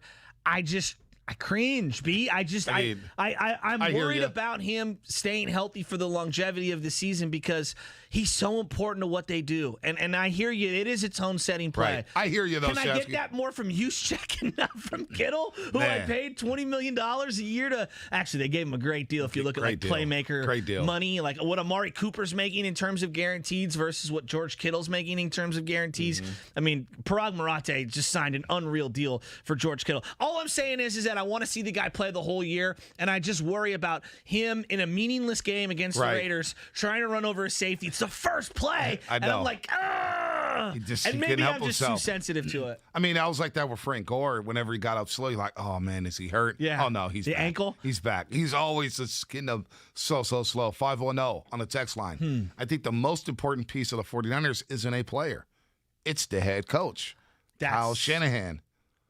That's interesting. I actually think probably, but maybe not. Look, you know I'm a Shanahan guy. I'm a huge Shanahan guy. I love Shanahan. Don't get me wrong. People think I hate Shanahan. I like to be critical of the people I love. I'm more impressed with John Lynch than Kyle Shanahan. Wow. I'll explain why. Wow. But I'm telling you, I'm more impressed with John Lynch than Kyle Shanahan right now. And I love Kyle Shanahan. He's a great play caller. I think he has a lot to prove in terms of his growth. We'll see what he's like with a new coordinator this year. I think that's part of the McVay intrigue this year. Wow, you lost your coordinator after 1 year. What are you going to look like on the defensive side of the ball this time? That's your third coordinator. Right. You know, I think it's really difficult to fulfill what his guy Brandon Staley gave him down in L.A. We'll see what Robert Saleh's replacement, D'Amico Ryans, looks like. I've got some thoughts on him. But I am so impressed with John Lynch and how he's put together this roster, Bonte. Is it John Lynch or Shanahan putting together the roster? Well, I think... or is it Adam Peters? I think it's all of these guys. It's the same thing we look at the Giants with Kapler and Farhan and stuff. Everybody wants to give all the credit to Farhan. But I'm looking at the guy in the dugout. I'm looking at Kapler. I'm looking at Donnie Ecker. I'm looking at Kai Correa. I'm like, what about those guys? Well, what about those guys? I'm just saying, in terms of seeing it dissected, the 53-man roster, in the most absurd way I've ever seen it dissected by the media and fans, was the most insufferable thing. Thank God I wasn't here for 53-gate, as in, who are the 53 guys going to make the roster when only 46 dress up every single day? And then they cut Dante Johnson immediately and signed Josh Norman, and I've got thoughts on that. Yeah. But there's other reasons on why I like John Lynch. All right, let's break here.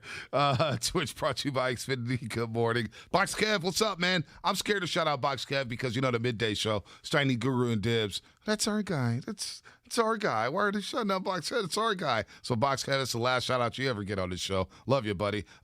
Jimmy G, he thinks Trey Lance is the most important Niner. We got a couple Fred Warners. Got one on Jimmy G, Red Sun. Jimmy G, is he the most important Niner? I got Jimmy G thoughts. Lots of them. What other thoughts do you have?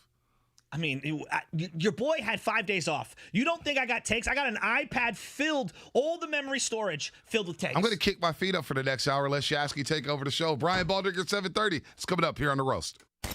Afternoons with Damon, Ratto, and Kolsky from 2 to 6. The Warriors are a nice place to play. Playing with Stephen Curry is much better than not playing with Stephen Curry. But they're not like the penicillin that no other team has. Culture is...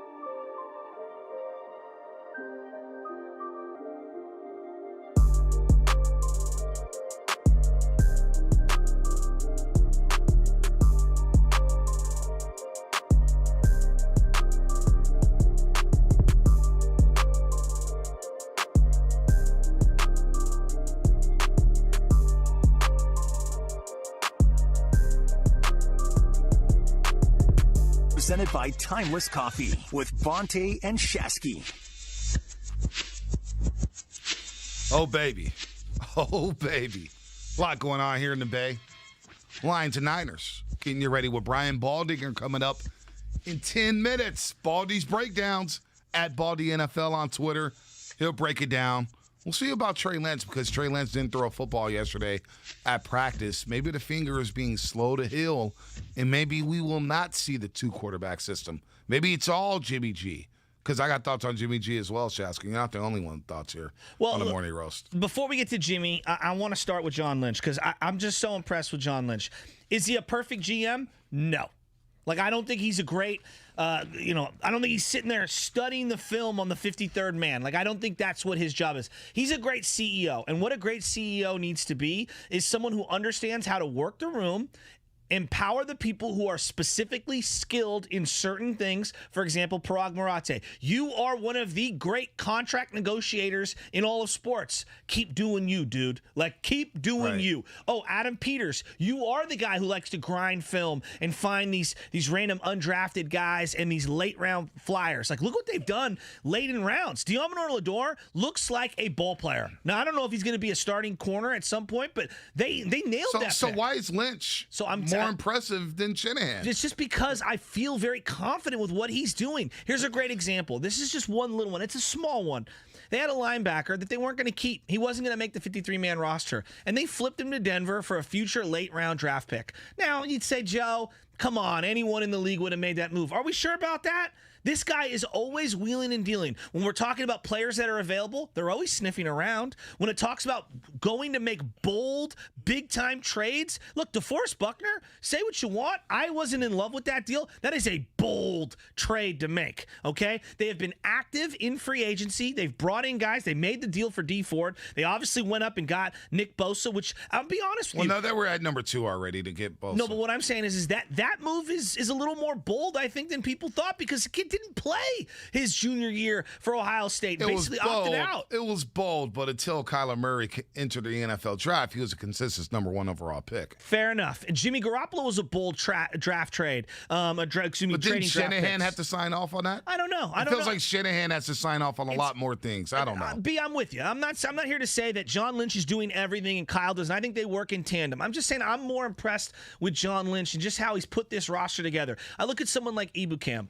What a great pickup as an insurance policy for D Ford. This dude looks like he could be a nice rotational defensive end who can get you some pressure. They found a way to put together a really impressive team. And I like him. Like this Hufanga kid from USC, this safety. He's tough. He's going to be a Niner player for about 5, 6, 7 years. I really like what John Lynch has done here. I'm not giving him all the credit. I'm just saying right now I'm really impressed with John. Well, it's all about Shanahan. It's all about Shanahan.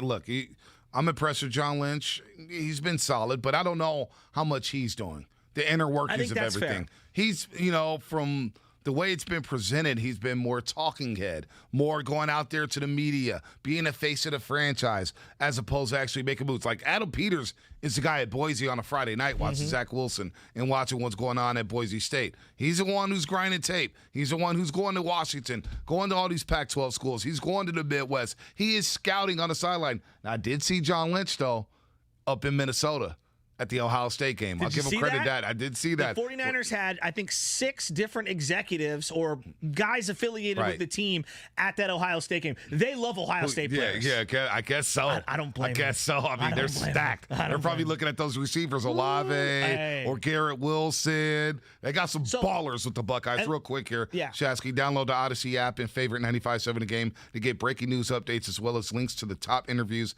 and best moments on the game, powered by DuckDuckGo. Privacy simplified. And listen to the Morning Roast right now between 8 o'clock in about 20 minutes. 25 minutes. We're giving out some tickets, baby. Be the third caller with a chance to win a 4-pack of 2-day, 1-park-per-day tickets to the Disneyland Resort. The spell is cast. Halloween time is back at the Disneyland Resort, and 95.7 The Game wants to give you a chance to get in on the magic. Happy Huntings are returning to both Disney California Adventure Park and Disneyland Park between now and October 31st. Got a lot of time here. Don't miss the celebration. Offering subject to capacity restrictions and change without notice. Get all the details at 957thegame.com. Look, we can talk about Lynch and Shanahan and who's been more impressive. We got to talk quarterbacks here. And it looks like Jimmy Garoppolo will get the start. Trey Lance hasn't thrown a football yet with the chip microfracture in his finger, right index finger. Helmet caught him on the finger there in that Raiders game. That sucked. That really sucked because it now sets back the kid.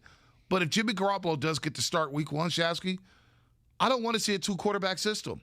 Just give the keys to Jimmy Garoppolo and let him do what he does. You know what I'm saying? I don't want to see the alternating, it's your turn, it's my turn, it's your turn. No. If Jimmy starts, give him the full playbook and let him run the offense. And if he's not ready to go, then you insert Trey Lance. I don't want to see this 2-quarterback system. I thought Jimmy looked really good against the Raiders. I thought he really, really looked good. He looked comfortable. He was slinging the ball down the field. And I thought he had a confidence level with Trent Sherfield that I really liked. Trent Sherfield, you want to talk about a random acquisition? I don't know if Kyle Shanahan picked him up. I don't know if Peters was the guy that was pushing for him. I don't know if it was John Lynch. Trent Sherfield looks like a player. Like, he looks like a fun. This guy spent 3 years in Arizona. Everyone's going, who? What? Well, Cam Amon, for our 95.7 The Game Insider and a beat writer for the Mercury News, wrote a story yesterday how Larry Fitzgerald said he can't wait for the NFL to see who Trent Sherfield is. Larry Fitzgerald, really? Yeah, Larry Fitzgerald signed off on it. I'll pull up the article in just a second. It was a great read, though. Great read on who Trent Sherfield was. But he does look like a player in the wide receiving room where we always talk about go get a big body, a big boy. They got some big physical wide receivers on this roster. He's thick. He's not very tall, but he's a thick player. I just think he's tough. I love a tough middle of the field receiver who's going to go up in traffic and make plays. And this guy's got good footwork toward the sidelines too. I really like him. And I thought Jimmy Garoppolo looked really comfortable. He looked like he was in control of the huddle. I didn't love that, he gets him down into the goal, into the red zone, and then off runs Jimmy and in runs Trey Lance. I can't argue with the results, though, because the run game, when you put Trey Lance out there for those gun run option plays, I mean, he's going left, Mostert's going right, and boom, the next thing you know, it's just nothing but air in front of Raheem Mostert, and he's got a 12, 15-yard run. My biggest takeaway from that Raider game, Raheem Mostert looks good. Now, I don't know if you can give him more than 12 touches a game because I just don't know if he's that kind of a back. But his speed was impressive. And it felt like that gun run fit him really well. No, it was good. It was good. What did you think about the substitutions, Trey Lance and Jimmy G? Because, I agree, most look good, but it's personally, it's tough for me to put any stock into that game because the Raiders didn't play anybody. I know. Raiders didn't play anybody. It was a very vanilla game plan with the Las Vegas Raiders. But look, you cannot deny, they went up against second, third, fourth string guys, right? No doubt. Coverage is coverage, and pressure is pressure. Meaning, if someone's in your face, someone's in your face. It doesn't matter if it's Aaron Donald or if it's some fourth stringer. Like, if a guy's in your face and you make a play, you still made a play. Now, can the whole sequence be diluted because of who's out there? Absolutely. And I think some of those gaps that you saw, they're not going to be that big with Max Crosby's out there, for example, for the Raiders. I can't deny that. I can't deny that. But I will say this, B. I think it's going to be really difficult when you have that end crashing, and if Trey Lance is in there, whether it's select plays or all the time, that is one element that Jimmy just can't give them, and I understand how tantalizing that can be. Did you like it? Of course I liked it because the two-quarterback system?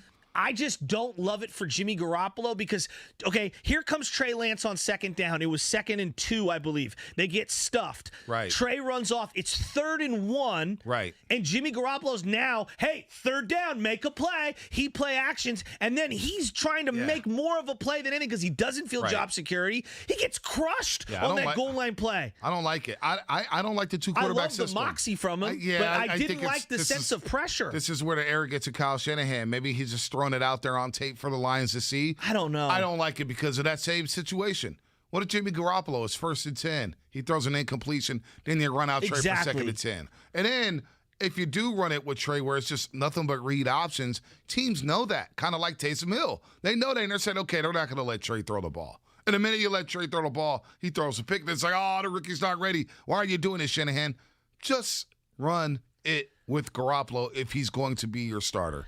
I'm with you. I am 100% with you. But I am open to seeing what it looks like. B, does that make me sick in the head? Because I do kind of want to see a little bit of it. It's entertaining. It feels like they're trying to have their cake and eat it too, though. Where we talk so much about the Warriors. Can you develop and win on the fly? It's really hard. I think the Niners are literally trying to do the experiment with the Warriors were trying to do last year in a different way, where we're trying to win now with Jimmy Garoppolo, but we're also going to try to sprinkle in Trey Lance.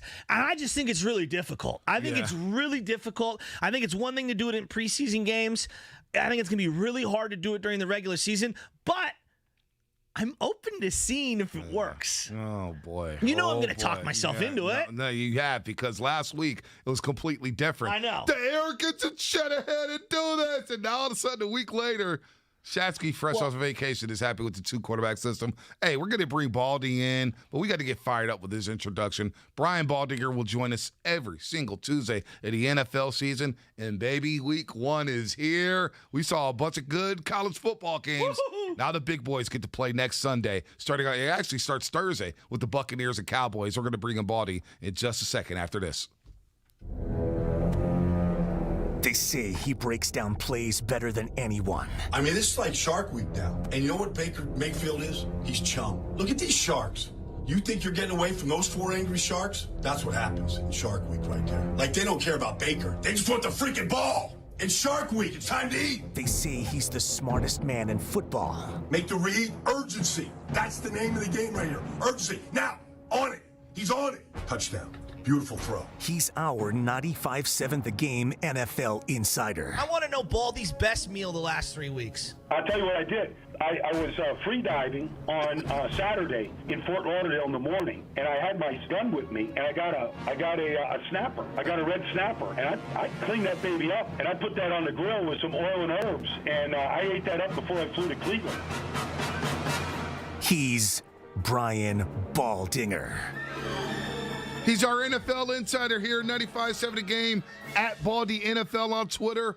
Brian Baldinger joins the roast, as he will every single Tuesday, with Joe Shatsky, the Butcher, and Bonte Hill. And before we get into some football, Baldy, how's your Labor Day weekend, my man?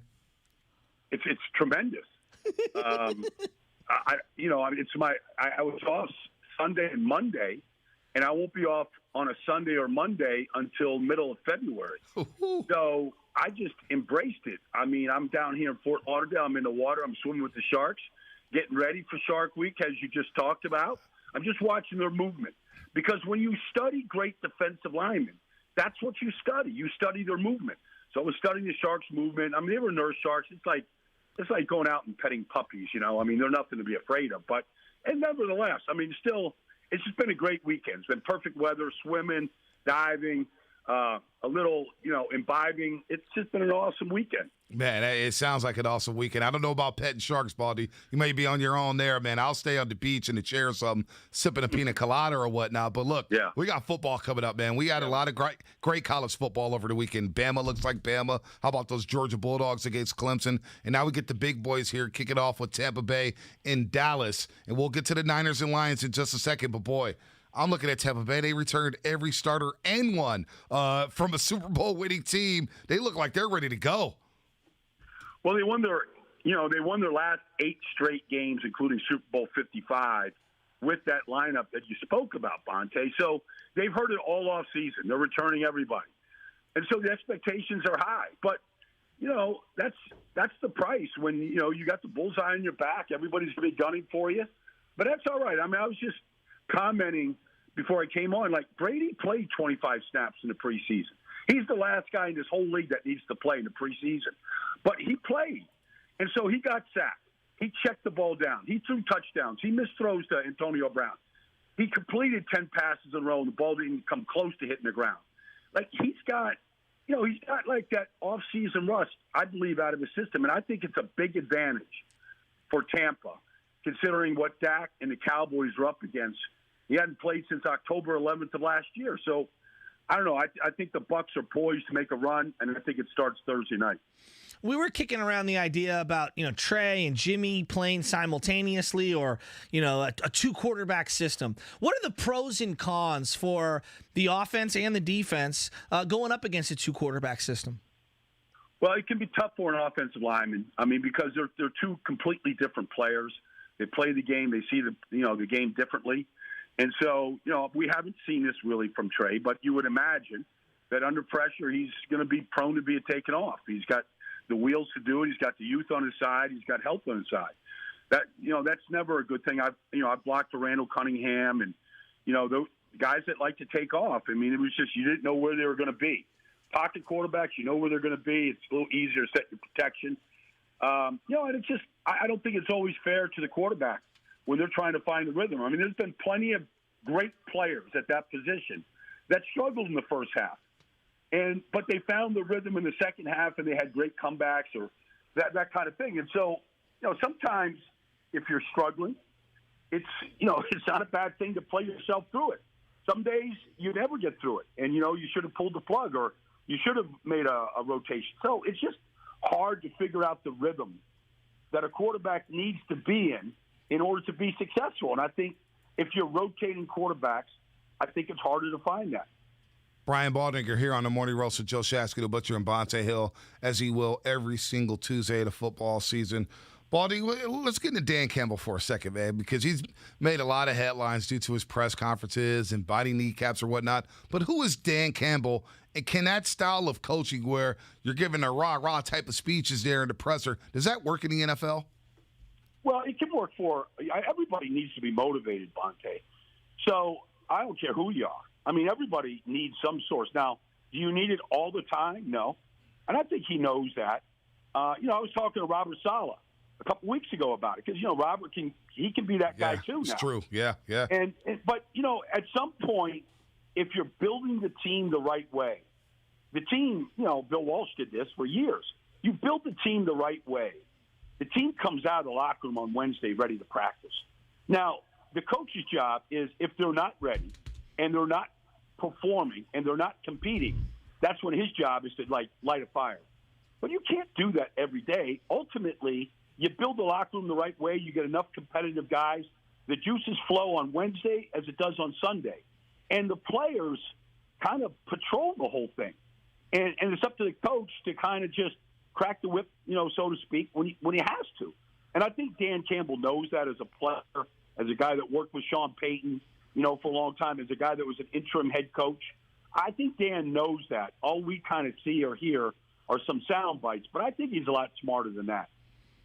What did you see from Jimmy Garoppolo this last game against the Raiders? I know it's a preseason game and he only had some limited snaps, but I thought he looked pretty good. What did you think, Baldy? Yeah, I mean, look, the ball's coming out quick. I think his eyes, the quarterback's eyes are as important as his feet, or his motion or the accuracy. I mean, the eyes, when he sees the field well, the ball's going to come out fast, on time with anticipation. And I think you saw that. I mean, that says that, he probably took a lot of reps in practice. And it was good practice, not just practice, but, good practice, the type, scrimmages against the Chargers that they had and whatnot. I mean, I think that's what I saw was, good, fast eyes. Now, you got to put it all together. It was good to go out there with the offensive line and 4 series and score and all the stuff that they did. That all helps. But ultimately, it's his job, and nobody's going to dispute that. But it will be interesting to see if Trey Lance is available, just what his role is going to be right now. Yeah, we're all intrigued with that. Will Shanahan really go with the 2-quarterback system? But we know in Detroit, the Lions will stick with Jared Goff. What do you make of Jared Goff? Because he won a lot of big games with the Rams. Obviously, there were some roller coaster rides there in L.A., but he made the playoffs. He got to a Super Bowl. Didn't work out against Belichick and company, but now he's a Detroit Lion with that massive contract here to kind of revive himself in the NFL. What do you make of Jared Goff with this Lions roster? Well, first of all, the 49ers know Jared Goff as well as anybody. They faced him, if my memory serves me correct, they faced him 8 times. Yep. I mean, there's a lot of tape on Jared Goff, good and bad, against the Niners. And, they've rebuilt the offensive line. They didn't look particularly great in the preseason, to be honest with you. I would imagine that people will be lining up, rushing to line up over Penei Sewell. He looked like he struggled. He's never played on the right side. He's playing on the right side. I'm sure Nick Bosa wants to test him. I'm sure Armstead wants to test him. I'm sure these guys want to line up on him and see what he's got. Make him feel their punch. But they want to run the ball. Deuce Staley's assistant head coach, Anthony Lynn, is there. They've got guys that want to run the ball. And so there'll be a lot of play-action passes. It's not a great receiving core. Although the tight end you got to take seriously. T.J. Hawkinson, I think, is a quality player. Yep. But, they want to run the ball. And they want to take the air out of it, shorten the game, and strike with some play-action passes. And if defensively your eyes aren't in the right place, he can hurt you. He's done that to a lot of teams in this league. Baldy, who's the guy that you're most excited to see for the 49ers? We're talking about Trent. Bosa. Nick Bosa. Not even close. Wow. I don't have to think about this. I want to see Nick. I want to see what kind of shape he's in. I anticipate him. He's in great shape. I want to see if he looks like the same guy the last time we saw him, really play. I know he got hurt against the Giants, but or the Jets, wherever it was. But I want to see Nick play. To me, he is the one guy, we saw it last year, that cannot place on that football team. The way that he plays, the energy, the effort, the talent, he's the one irreplaceable player. And he makes everybody in the whole building better. He makes John Lynch better. He makes Kyle Shanahan better. He makes, Javon Kinlaw better. He makes everybody better. And so that's the one guy I can't wait to watch. It'll be my first breakdown when I watch the 49ers.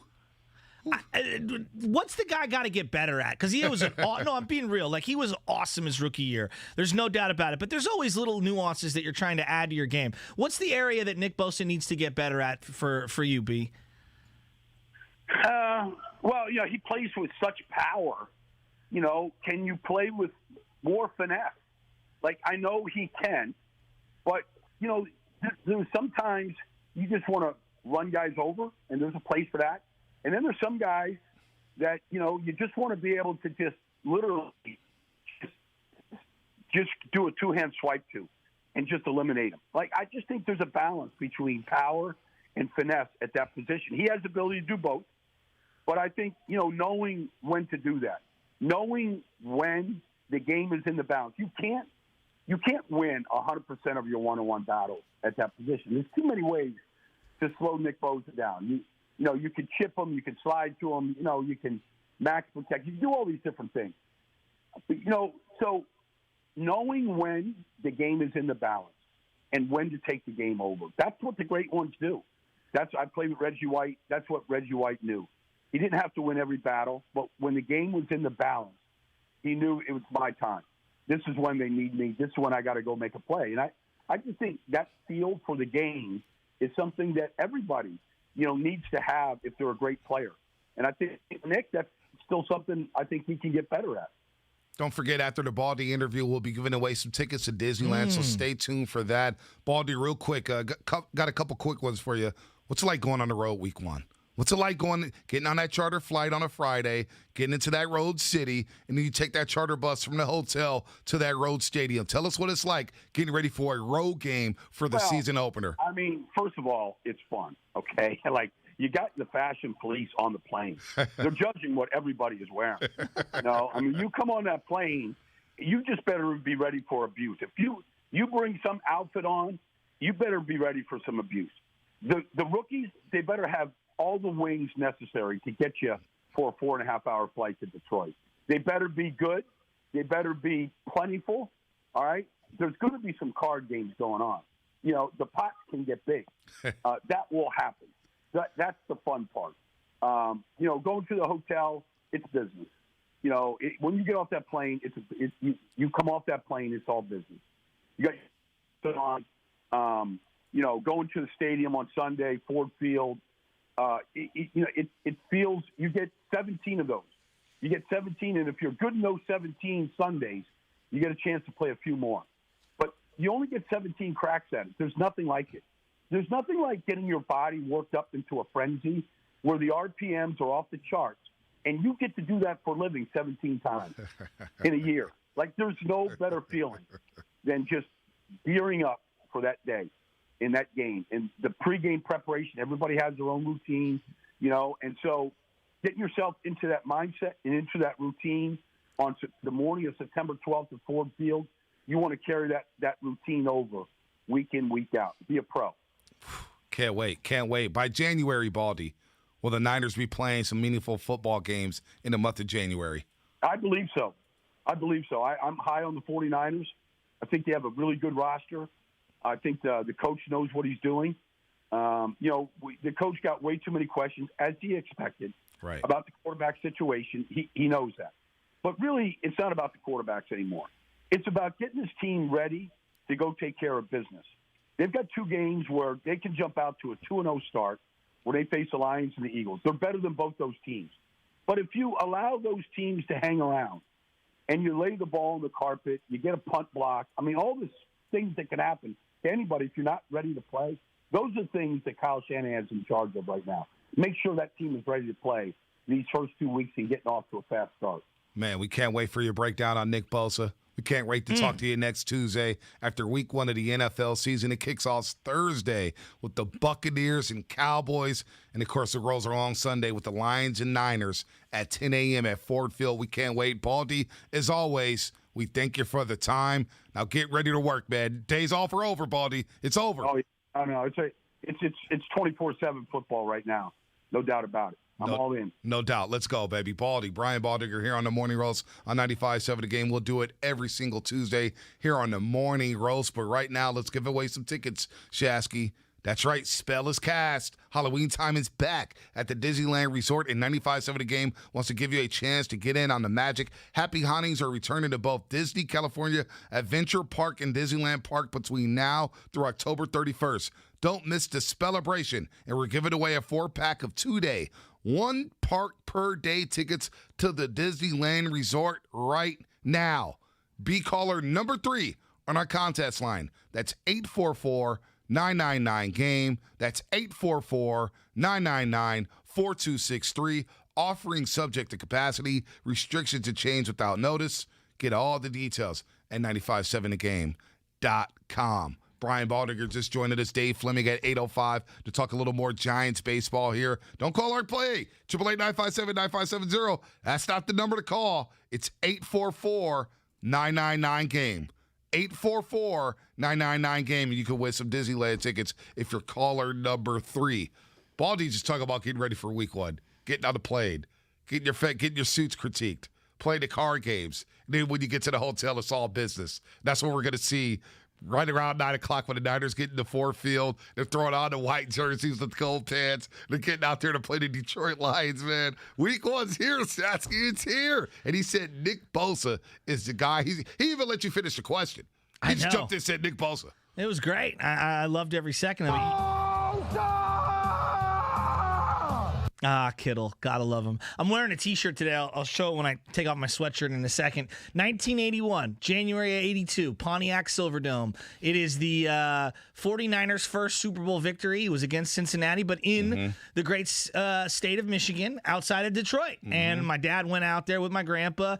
Everybody was in the snow. There's a picture of him going to the restroom, running off the bus to go in and relieving himself, if you will, in the middle of the snow. And it's just white snow for miles, and then boom, the Pontiac Silverdome. How great was that? What a story for your pops and grandpa to be at that Super Bowl. This is one of the best first ones. Super Bowl in 49ers history, and everybody's stuck in traffic. They're trying to get to the Silverdome to watch the Niners take on the Bengals. And that's crazy. Famously, Bill Walsh was pretending to be a bellhop early when they got to the state of Michigan. But the Niners and the Lions have a long, rich history of playing each other, going back to 1950. I mean, they've played each other forever, going back to the AAFC. So I look forward to these. And I'm so pumped up because the kid Jared Goff off. Obviously, he's a local boy, and this is his first game after getting traded for Matt Stafford. And the Niners, it feels like there's so much newness around the team. You have a bunch of people coming back, Dee Ford coming back, Nick Bosa coming back. Obviously, Jimmy Garoppolo coming back after missing a lot of games last year. Trey Lance is new. Like, I mean, it's week 1. You want to talk about Disneyland trips? This is Disneyland for sports fans. Wow. The Giants are in an unbelievable pennant race. And we've got the NFL starting this weekend after a great weekend of college football. No, it's I'm so fired up. It's so great, and it's going to ramp up all week long with Dan Campbell, the coach of the Lions. And we went down a rabbit hole yesterday in our text thread. Yeah. We're sending each other all these old footage of Lions. Like I went down the 83 rabbit hole where Barry Sims was playing running back for the Lions, and the Niners beat them in the Silverdome with Joe Montana. It was on CBS Sports. And you got the Monday night game when Doug O'Brien misses a kick off the upright in 1995. It was John Taylor's last hurrah. Doug O'Brien misses the kick. The year before the Pontiac Silverdome, Steve Young gets hurt on basically like the first drive. Remember, he's like rolling over on the turf. And, of course, the Niners win that game after being down 14-0. A lot of crazy little history with the Lions. They shut Barry Sanders down a lot, but then none have been as iconic. None of those moments has been as iconic as this one right here from 2011. You saw the exuberance as Jim Harbaugh and the Niners were running off the field. Watch what happens next. There's a quick handshake between Harbaugh and Jim Schwartz. Schwartz says something to him briefly, and yelling and screaming back in Harbaugh's direction. Harbaugh's in the middle of that somewhere. The Lions and Niners then go toe-to-toe. In the tunnel, right before, because they only have one tunnel there at Ford Field for both teams to come out of, and you see the tunnel right there with the fans looking over, and they're like, what the hell is going on? Well, Harbaugh shakes the hand, doesn't even look at Schwartz, slaps him on the back after winning that game, and the Lions were 5-0 at that point until the Niners dealt them their first loss. Niners improved to 5-1. That was crazy. Handshake gate between Jim Schwartz and Jim Harbaugh. It was one of the great moments in 49er history. Oh, stop it. Come on. For a certain segment of fans. History? No, because you and me are old. You're over here referencing 1997. Like John Curley, in terms of like some of the, again, I'm saying relative to the last 25 years, that's a great moment. Like Backslap Gate was awesome. Everybody loved Harbaugh at that point. John Curley, you're younger than us. You haven't seen a lot of 49er success over the years. Great moments in Niner history. It was a great Even in the last 25 years? No. God, that's Frank ridiculous. Gore went off in that game. He did, but that's not the great. The handshake is not the great moment. Curly, is that one of the better moments of the last 25 years? Guys, going into that game, it was one of the first times where I've seen Niner football where I was expecting to win. You have to remember, I didn't see winning a couple times since Mooch. Hold on, Curly. We're talking about the handshake, not the game. The handshake. The whole thing. Are you talking about the whole thing? No, it's all together. Okay, so because the handshake is not one of the great moments in Niner history. It was great because he runs comedy. over. He pulls the shirt out. Alex Boone. By the way, can we get Alex Boone at some point this week? I want to talk to him. He was standing right next to Harbaugh. Harbaugh comes out. He rips the shirt up. Okay, pulls it out of the khakis, and then comes in for the very exuberant handshake. Boom, and then slaps him on the back. They cut, and we don't see it because they go back to Jim, JB, and everybody in the Fox Studios. He'll be out here. Lafer, you're laughing. That's not even a top 10 moment of the last decade. Dude, that was all time. What are you talking about? Schwartz and Harbaugh, it was great, but it's not one of the great moments in Niner history in the last 25 years. That moment, though, like I was in my freshman year of college, and I still remember just the frustration on Jim Schwartz's face. It was great. The disrespect he felt when Harbaugh went up to him. He it's slaps him in the, to look at. My bad, Steven. He slaps him in the back, and then it takes like a microsecond for Jim Schwartz to process what's happened, right, Steven? And then all of a sudden he's like, wait a minute. And then he comes jogging after Harbaugh, who's already jogging down. And then Vernon and Delaney Walker and all the 49ers are stepping in between. Dude, it was great. A fun moment, but the game that galvanized was the 2011 fan base. No, it didn't. I'll tell you what it did. The Eagles game a couple weeks before that galvanized this fan base when they improved to 3-1. By that point, the fan base was like, oh, we're going to beat Detroit. We're going to beat Detroit. The Niners are for real. But at that point, they were already galvanized. All right? Let's not the handshake, the great moments. And come on. We're getting out of control. It was funny. If you were going to bring up all the different Harbaugh 49er moments, that would be somewhere in people's top 10. Just for the Harbaugh years. Oh, and they for the had Harbaugh great years, for sure. For the Harbaugh years, great yes. year. And they had for the some Harbaugh great years, wins. I'll give you that. Top 10 in the Harbaugh only years. had like 6 winning seasons in 25 but years. 2019 produced about 10 moments that was better than that. Look, okay, I hear you. I'm just saying we remember the backslide because it was great. No, don't get me wrong, because the backstory of it. Exactly, the backstory was at the coaches meeting that all season, Jim Schwartz is going up to Jim Harbaugh saying, man, it's going to be really tough for you to get your team ready with the lockout season, and you're not going to have OTAs, and it's going to be really tough with you. And John Harbaugh was explaining like, man, my brother Jim was literally like going crazy about the situation. And during the game, like Harbaugh had challenged something. That's what it was. And Jim Schwartz was on the sideline on the field said, you can't challenge that, Harbaugh. Know the rules. Know the rules, Harbaugh. Like they were going at it. So there's a lot of bad blood there. It was funny. It was hilarious. It's one of those all-time moments that you do think about in terms of like, because it goes into the category of him with what's your deal with Pete Carroll. He had multiple moments after games where he meets the other coach at midfield and he does something ridiculous. And honestly, it rallied the troops. I'll tell you the Niner players were fired up.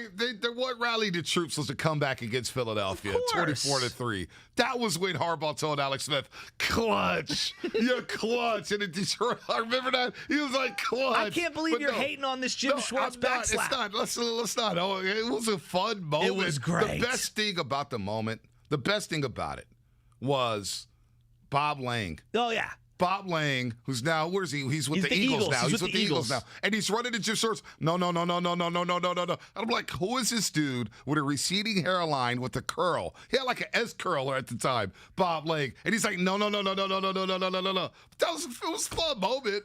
It was a fun moment. I'm not going to hate on that. Well, it's just one of those moments in time where we just it was incredible to see it. Seahawk fans are laughing at us. Why? Our guy Jimmy_Lee1. He's from Seattle. He's our Seattle viewer. He's a diehard Seahawk fan. I have no idea how I've linked with this guy on Twitter, but he's a fun follow. He's my guy now. Here we go. How far had 49er football fallen? Top 10 moment of the last 25 years was Harbaugh sunning Jim Schwartz. Bonte, thank God you don't agree with this.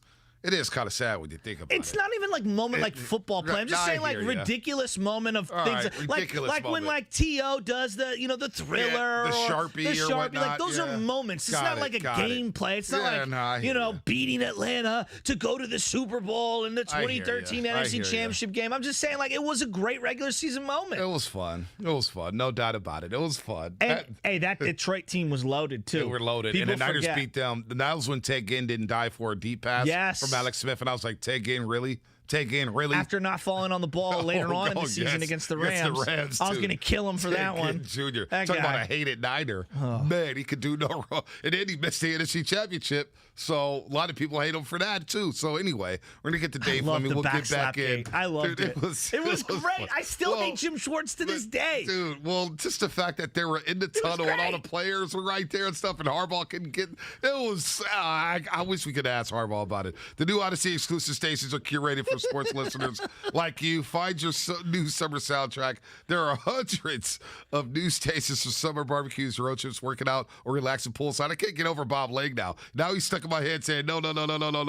You'll find a huge variety of music stations like Arena Rock of the 70s and 80s that conjures up memories of epic tailgate parties, mesmerizing light shows, fog machines, and lighters held high in the air. You'll find your favorite artists on Odyssey, too, on the all-new Artist radio stations. Check out the new Odyssey exclusive stations on the Odyssey app. Brought to you in part by Macy's, Geico, and Coke Zero Sugar. Let's get with our boy Flum on the other side here. Talk some Giants baseball on the roast. The wait is over. Lance over the middle. It's caught for the.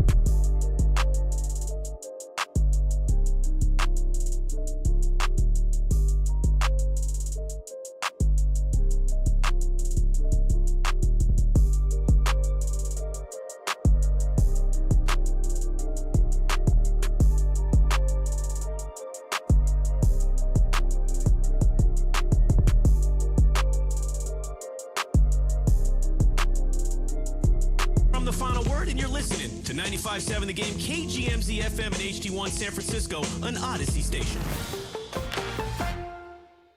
Now, back to the Morning Roast, presented by Timeless Coffee with Bonte and Shasky.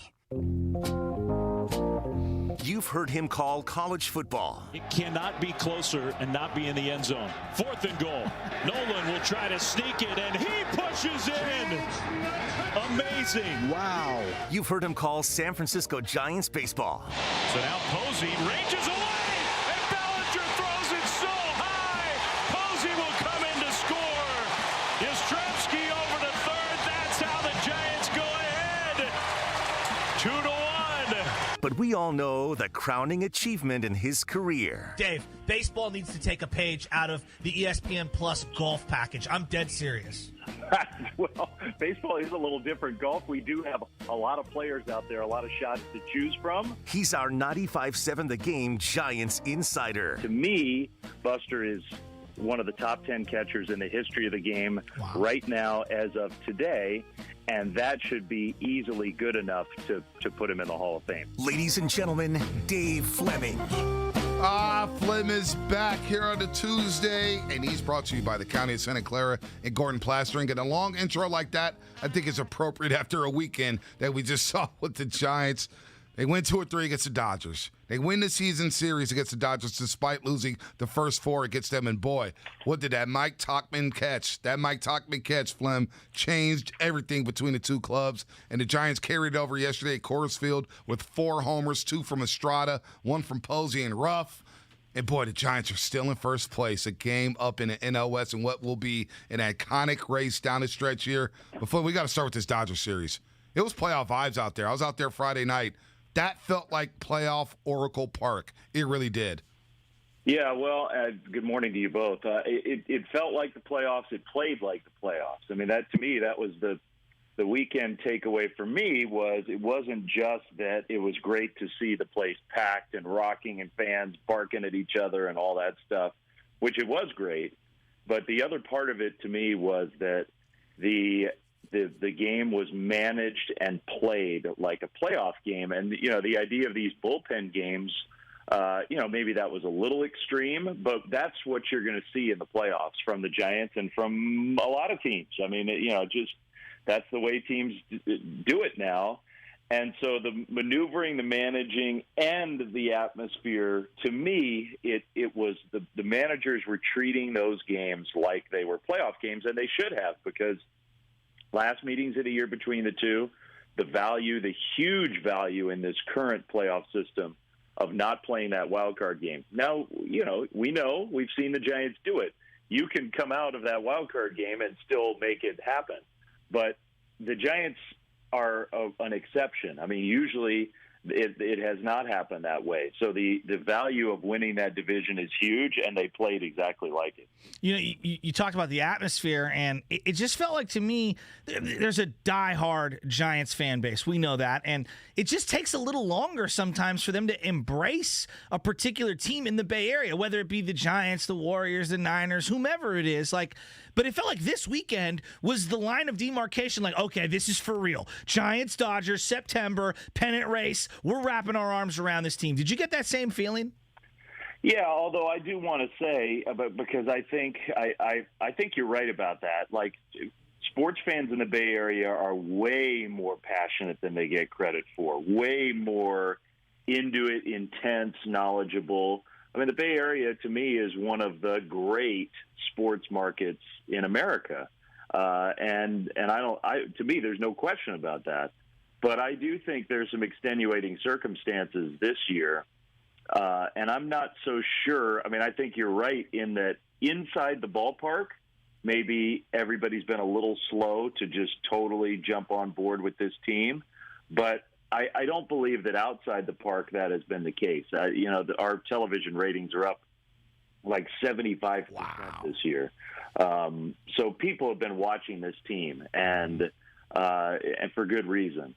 But I think we're in the one place right now in America where people are like still thinking, this is a serious pandemic, and there are reasons for me to be cautious and be reluctant to go out with crowds, and I'm waiting for more people to get vaccinated, and I'm not criticizing anybody for that, but I think that we've seen a little slower rollout to the big crowds, and that is more of the reason why, as opposed to a reluctance to embrace the Giants. I think people are into this team and have been from the early stages of this season, and even going back to last season.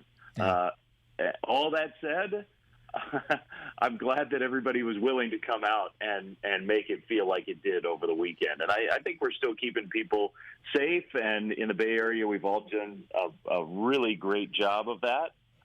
So we should be rewarded. We should be able to do some things that feel like normal life. If you get vaccinated, if you do the things you're supposed to do, then you get to live like the world was 18 months ago. Yeah, I think you nailed it on the pandemic, especially in this part of the country, because I went down south to Southern California, and it's just totally different down there.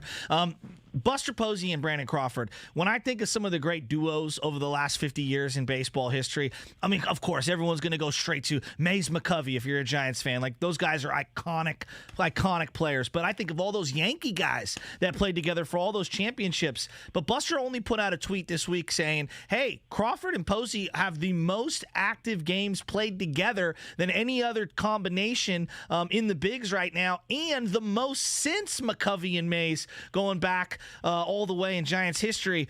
I feel like we've underappreciated these two and the combination of their careers thus far. Well, I do think as a tandem, maybe we have underappreciated a little bit. And that's not to say that Brandon Belt shouldn't be included in that, because Brandon should be. Agreed. And maybe the reason that we've done it is their timelines have been a little different now. Not much, but Buster was such a big part of 2010, and Crawford wasn't a big leaguer yet. So maybe that's part of the reason why we've separated the two in some weird way. And maybe we haven't. Maybe most people do associate the two of them together. But Buster came up and won the Rookie of the Year, and the Giants wouldn't have won the World Series in 2010 without him. And then Crawford, the two started their connection that next year. If you think back to late May of 2011 and the horrible night at home when Scott Cousins barreled into Posey and smashed his leg apart, the Giants were just shell-shocked. I mean, stunned. All of us were. I mean, it's 10 years ago now, but I can remember the emotions of those days and how raw everybody's feelings were, in the anger at Cousins and all of that. And the Giants went on the road trip. They lost the next day, horrible loss, totally flat, lifeless, not into the game. They get on the plane, they go on the road trip. They're playing in Milwaukee, right, and the whole thing is not going right, and they're losing. And Brandon Crawford comes up in his first big league game late in the game and hits a grand slam, and the Giants won that game. And it was Posey was such a void then, and Crawford stepped into it and gave this team life. And since then, the two of them have been working together. And you're right, and Buster Olney is right. Because Crawford's career numbers, Brandon's probably not going to go to the Hall of Fame, although I wouldn't put anything past him with this late career resurgence. Right. But they're going to be closer than most people realize. They already are closer than people realize, I think. And so, the two of them, you're talking about a borderline Hall of Fame tandem, Brandon Crawford and Buster Posey. Wow, Dave Fleming, one of the many great voices of the San Francisco Giants, also college football on ESPN, golf, everything. Dave Fleming does it all here on the Morning Roast on 95.7 The Game, talking some Giants baseball. And look, no doubt about Posey and Crawford. Great season series win over the Dodgers, 10-9. But the pitching, and I want to go back to Thursday, and they got to have a game against the Brew Crew, because the Brewers are another team that a lot of people don't know about them, and they got flamethrowers. Yelich is starting to get hot. Logan Webb, for the 14th straight time, goes out there and just deals and allows 2 or fewer runs, and they start. And then you get Gausman last night in Coors Field, where he goes 7 innings and he gives up 3 runs. You'll take that pitching line any day of the week at Coors Field. Those two guys, and if Gausman can continue to do what he does in October, having Webb and Gausman back-to-back is going to be great. It was good to see those guys. It was good to see Webb continue to do what he's done, but it was good to see also Gausman have a good week as well. Yeah, both in different ways, I thought. Logan, because that was a pressure start. The Giants were in danger of being swept, and the Dodgers were coming in, and we didn't know how the weekend was going to play out. What we did know was that the Dodgers pitching was lined up to make it real tough on the Giants. On paper, the Dodgers had the advantage coming into that series, and the Giants players knew that. The head's not in the sand. They know it. So there was big pressure Thursday afternoon for Logan. And with the Giants struggling to swing the bats, he knew that not only did he need to pitch well, he needed to pitch really well. And that's what I loved about it was Logan stood in there, never wavered, looked like I want to be the guy. Not everybody wants to be the guy. Not everybody wants to be the number one. Everybody wants to be a big leaguer. Everybody wants the major league paycheck and the first-class travel and the notoriety and all that stuff. Not everybody wants to get the ball in the big spot. Not everybody's equipped to handle it. Logan Webb wants to be that guy. And Thursday showed that to me more than any other moment of his career, I thought. And then Gausman yesterday, to me, that was bigger even. Because Logan's just been great, but Gausman hasn't been great. And it would be a major, massive difference maker for the Giants here in these final 24 games or whatever it is. And then in the playoffs, if they get the Gausman back that we've seen. And, it wasn't perfect. Weirdly, he didn't use – it was almost more encouraging because he didn't throw a splitter that much. He used his fastball. He needs that splitter to be the perfect version of Kevin Gausman. But he was excellent yesterday. And – you put that together with his last few outings, which have been much better too. I think we're on our way to getting that real Kevin Gausman back. It was a huge start for him yesterday, and just to give the bullpen a little bit of relief after bullpenning 2 out of 3 against the Dodgers. Friday night, they substitute Lamont Wade Jr. They take him out. They put in Slater. Slater has a great game, plays great defensively, and it just felt like the timeline on Twitter, everyone's just waiting to rip Kapler, and I don't understand it. The guy has earned the benefit of the doubt. I understand Giants fans have been conditioned on a certain way of playing the game, and this is new to them, but the results speak for themselves. I don't understand the Kapler slander, but that's not where I'm going, Dave. The Twitter and Instagram for the San Francisco Giants put out a picture of Gabe Kapler yesterday where he is ripped like the Wolverine from X-Men. He looked like he was ready for WWE SummerSlam. Did you see the photo? I did not see the photo. See, the reason I didn't see the photo is because I can't take the stuff like you mentioned. I can't take the criticism that just seems out of left field, so I just ignore it all. I got to see the photo. Oh, the photo is, this guy has a vein coming out of his right arm that's bigger than my biceps. The guy is in tremendous shape. Maybe in the best shape on the ball club. There's no joke. He's unbelievable. Oh, I think so. No, I think so. He takes it very, very seriously. Like, that's his thing, and it always has been his thing. The thing that amazes me about Gabe, here I am over the weekend. I'm losing my mind over some of this umpiring stuff. Me too. Yeah. I'm the Duvall strike three. I'm starting to sound like Hawk Harrelson these days. Like I'm yelling at umpires, and Gabe Kapler stands on the top step or leans on the rail and does not flinch. He is amazingly even-keeled during these games. That is so hard to do. It is hard to do. Even Bruce Bochy, every once in a while, the hat came off. We used to tease Boch. The hat came off. Now he's really ticked. Or he'd start to pace around a little bit. Gabe just stays put. The only time I've seen him all year get even close to flustered or animated in the dugout was the other day when the Giants training staff, there was a miscommunication about Wilmer Flores, and they couldn't make the double switch, and it ended up it was costly. The Giants made their move before Gabe knew that Wilmer was coming out of the game, and so they couldn't double switch, and he was ticked off about it.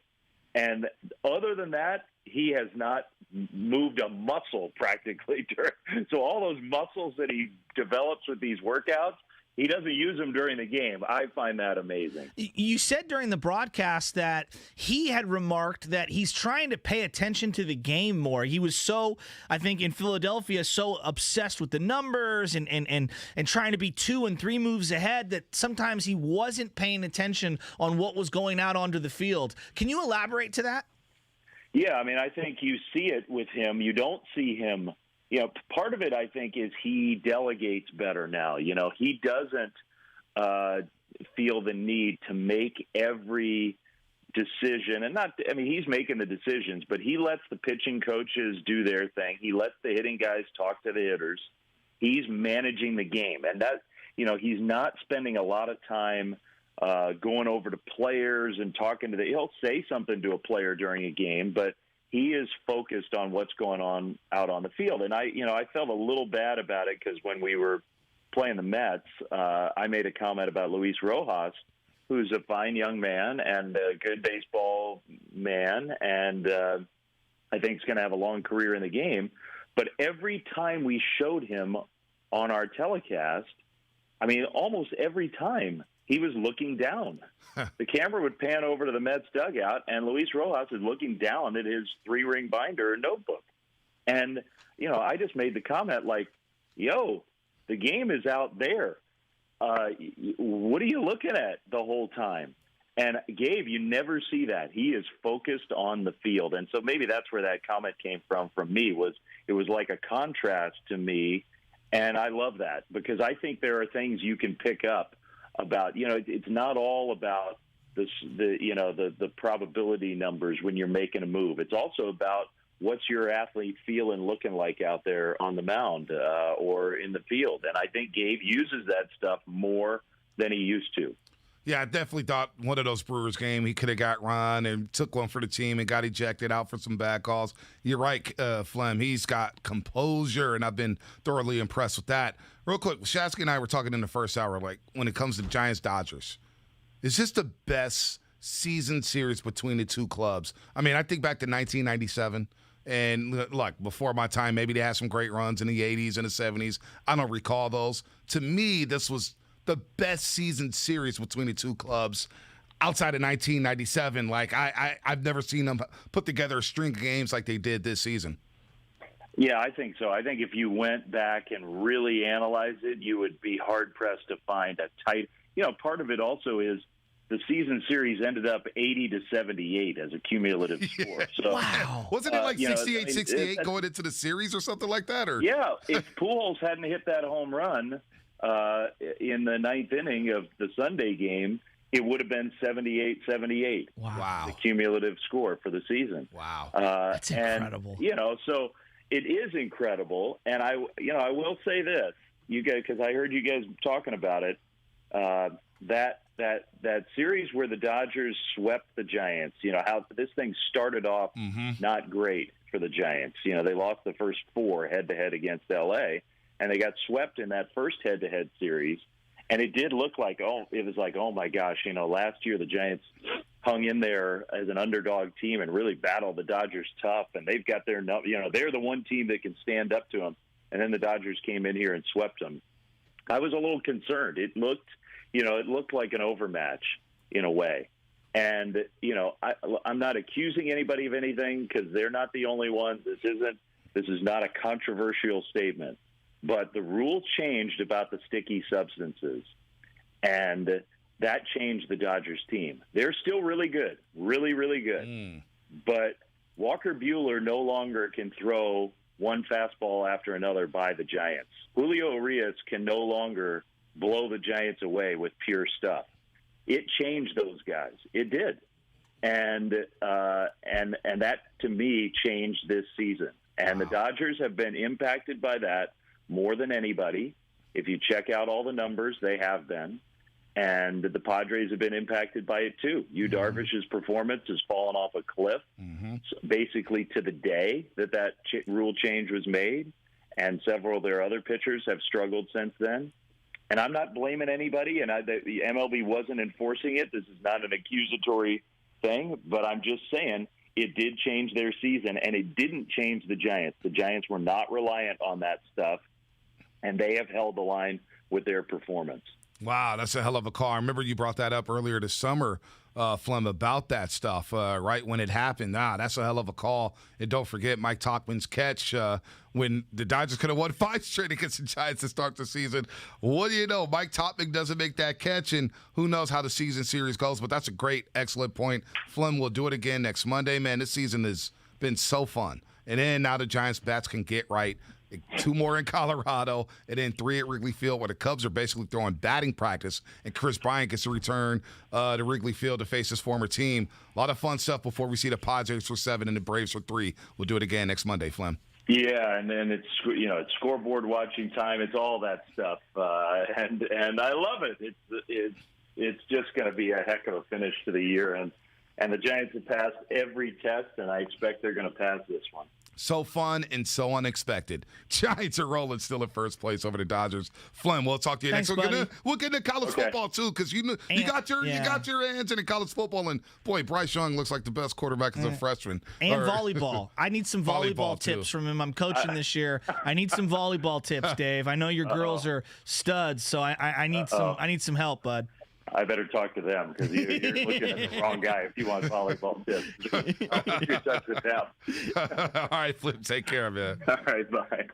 Dave Fleming here on the Morning Roast on 95.7 The Game. And let me get my read for Flem here, as I got stuff all over the place. Dave Fleming was presented by the County of Santa Clara. You can get vaccinated now for free at any of the drop-in locations, including Eastside San Jose, downtown San Jose, Gilroy, Mountain View, Sunnyvale, and much, much more. Call 211 or visit sccfreevax.org to find a drop-in closest to you, and presented by Gordon Plastering. What's up, Carl Gordon? What's going on? City College of San Francisco. See them beat up on Sierra? They beat them up through 60 on them, a 60 burger on Sierra. Shout out to the Rams at City College of San Francisco. Fleming, of course, presented by Gordon Plastering, the Bay Area's best for plastering, drywall, and fireproofing. GordonPlastering.com. Damn, that cumulative score. I mean, it was even going into that series. And the fact that Pujols' 2-run shot gave the Dodgers a 2-run lead there in the cumulative score. But that just shows how tight this series was. And the spider tact says that it changed the Dodger season. They're still shoving. I mean, Scherzer's there now. He's still. That's another problem. Thank goodness we avoided him. Oh man, I'm going to be real with you. Like they did he scares you? Well, of course he does. He's outstanding. What do you have? 13, 14 Ks yesterday? I mean, he was outstanding. 13 Ks. I mean, come on. The guy's a stud. It was just interesting to see them employ the bullpenning, the Dodgers, and then the Giants doing the same thing in back-to-back days. It was, and then just seeing like how the Giants kind of have Jansen's number, they kind of have McGee's number. It's just interesting when you see somebody so many times, spring training and throughout the regular season, you really get a feel for who has the best roster top to bottom. I'm glad you brought up Jansen. Boy, was he shaky Friday night. It was so bad. Giants let him off the hook. Big time. He was all over the place. Big time. But first off, Belt, okay, so he throws 7 consecutive balls, and then Belt's swinging. So, like, I understand, like, oh, okay, I'm looking for this pitch in this situation, but doesn't just common sense override these circumstances? When you see a guy throw 7 pitches, like a baseball truism, I don't care if you're, modern baseball where you're adjusting to algorithms and tendencies and things like that. When a guy literally has not thrown a strike coming out of the bullpen, 7 consecutive pitches. It was awful. Take, especially given the circumstances of a 9th inning trying to rally back. I don't know, man. Belt, he's had a great run here, but there are some at bats that he has where I just throw my hands up and I'm like, what was the approach? What was the approach? It didn't make any sense because he was off his rocker, and I'm looking at the Dodgers clubhouse from where I was sitting. Yeah, and they were just sitting there like, boy, if we could just get out this inning. Oh, didn't Roberts look infuriated with Jansen? Roberts may get fired if the Dodgers don't get to the World Series. I don't know. It just feels like there's so much pressure on him, and it feels like Dodger fans are ready to run him out of town. The Dodger fans, by the way, two things I want to get to. We're going to introduce this new segment called Stump Deshasky. Uh-oh. That's right, Stump Deshasky. You're a know-it-all. You think you know everything about Bay Area sports. We're going to put you to the test, buddy. Stump Deshasky here on the Morning Roast coming up in minutes. There's 2 quick thoughts I got. Number 1, Marlins. Number 1, Marlins man. Marlins man, an absolute fraud. Was he there? He was there all weekend. Okay. I saw him Friday. All that guy does is stand up, look around and look for people to ask him for a picture. No. That guy didn't sit in his seat for a full inning. I swear. He kept going back to get beers, and I don't know what. He's an absolute fraud. He's about, look at me. I'm Marlins man. Let me take a photo. Let me walk around to see who knows me. I'm Marlins man. So he's the Banjo Man equivalent to a baseball fan. I think he's worse. I think he's worse than Banjo Man. Yeah, you could say he's equivalent to Banjo Man, but I think he's worse than Banjo Man. At least Banjo Man is watching the game sometimes. Yeah, maybe not. With his fake guitar. Crazy George. Stealing food off people's barbecue grills. Charging people for pictures. Marlins Man was sitting next to E40. Marlins Man's an absolute fraud. E40's a real sports fan. He's a real sports fan. Sitting next to Klay Thompson in the bucket hat. Okay. That was pretty sweet. All right, let's pause. Bookmark this here. We'll get to the Dodger fans in a second. E40 sitting next to Klay Thompson, and Klay looking like Weekend at Bernie's, wearing an Augusta Masters hat and then bucket the shades. It was an incredible look. And 40 was in a bucket hat as well. Yeah, 40 was in a bucket hat. He looked good in a bucket hat. There's no emotion on my face because I know. Is Klay living the greatest summer life of all time? There's no doubt. The boat. I mean, just Giants doing anything games, he wants. Lotes on, front chopping row. it up with Larry Bear. I mean, he's living. So I heard that he's not a Dodger fan anymore because they cut his brother Trace. Yeah, that makes sense. That's cool. That makes sense. I like that. I'm down with Welcome to the Orange and Black, Klay. It feels like Klay has officially found out that people love him, and he's really taken advantage of it this year more than any of these other years. Leaning into it? I think so. I mean, these IGs on the boat, he's never done that before, and I think he's been sailing out on the bay, but he's never done these Instagram lives, showing up at baseball games. I mean, I'm loving every bit of Klay Thompson. So I'm just I'm not going to be that guy. Oh, I'm worried about him on the boat. But I am worried about him on the boat. I watched this DJ Khaled thing. Now, again, it's DJ Khaled. He's on his jet ski. Oh, that was like 5 years ago. 6 years ago. Yeah, was it 6 years ago? See, it was a long time ago. But he's out on the jet ski late at night, and there's no lights or anything. He can't see, and he's like, pray for me. And I'm envisioning a scenario, a worst-case scenario, where Klay needs someone to drive the boat for him. That's what I want. I want him to hire someone to drive the boat. What?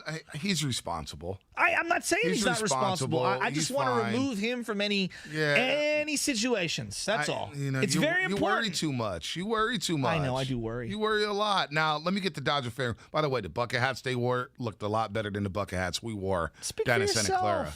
I mean, they made bucket hats. Maybe reevaluate my bucket hat wearing here in the future. Well, you have a much larger head. Well, Clay's got a big head, too. He's got a big head, too. Clay's got a big dome. Yours looks like a yarmulke. I mean, it's huge. The most hideous-looking guys on the show. I mean, it is huge. Huge. All right, so what do you got on Dodger fans before we get to this new game you guys want to play? People are coming down my line. I'm glad Dodger fans showed up the way they did. I thought it was great for the rivalry. I am too. I don't like the fighting. But I don't like the fighting at all. But let me just talk about Dodger fan around me. That was sitting around me. Okay. All right. Maybe different sections. It was different for people. Well, you were in the high price seats. Yeah, I was, sitting. Shout out to Bram for Warriors Huddle. Oh. Shout out to Bram. Invited me to the game. It was a lot of fun. Sitting there right behind the plate. Go to your wallet once throughout the evening after he paid I buy stuff. I try to buy everything. Okay, good. That's what I do. Okay. That's what I do. There's no cheapskating here. I don't pull a Joe Shasky. Doesn't do that. No, I don't, because Shasky, I want to pay for it. Go ahead, pay for it. You probably owe me some bets. Anyway, Dodger fan next to me. Sitting there, a couple sitting to my left. There was a couple sitting to my right.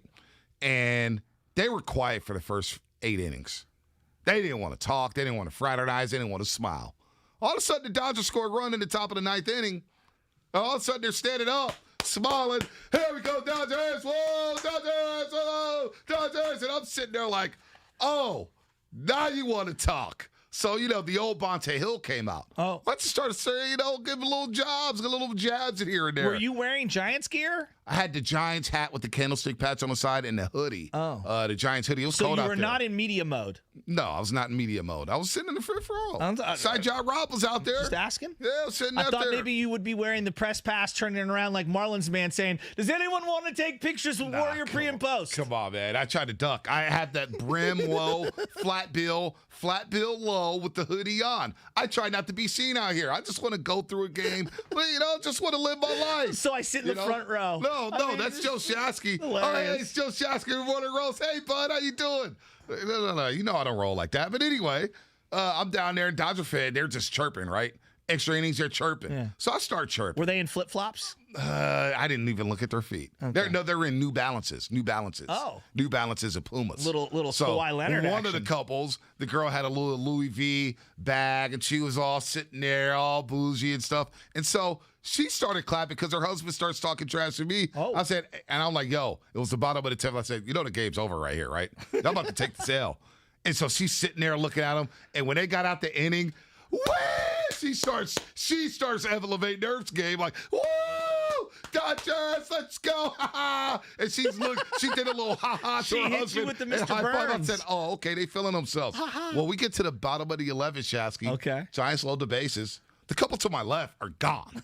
They're gone. I was like, damn, that was quick. They disappeared. Was Marlon's man there in the 11th? I don't know if Marlon's man was there. I don't know. Okay. I stopped watching him. I stopped he annoyed me.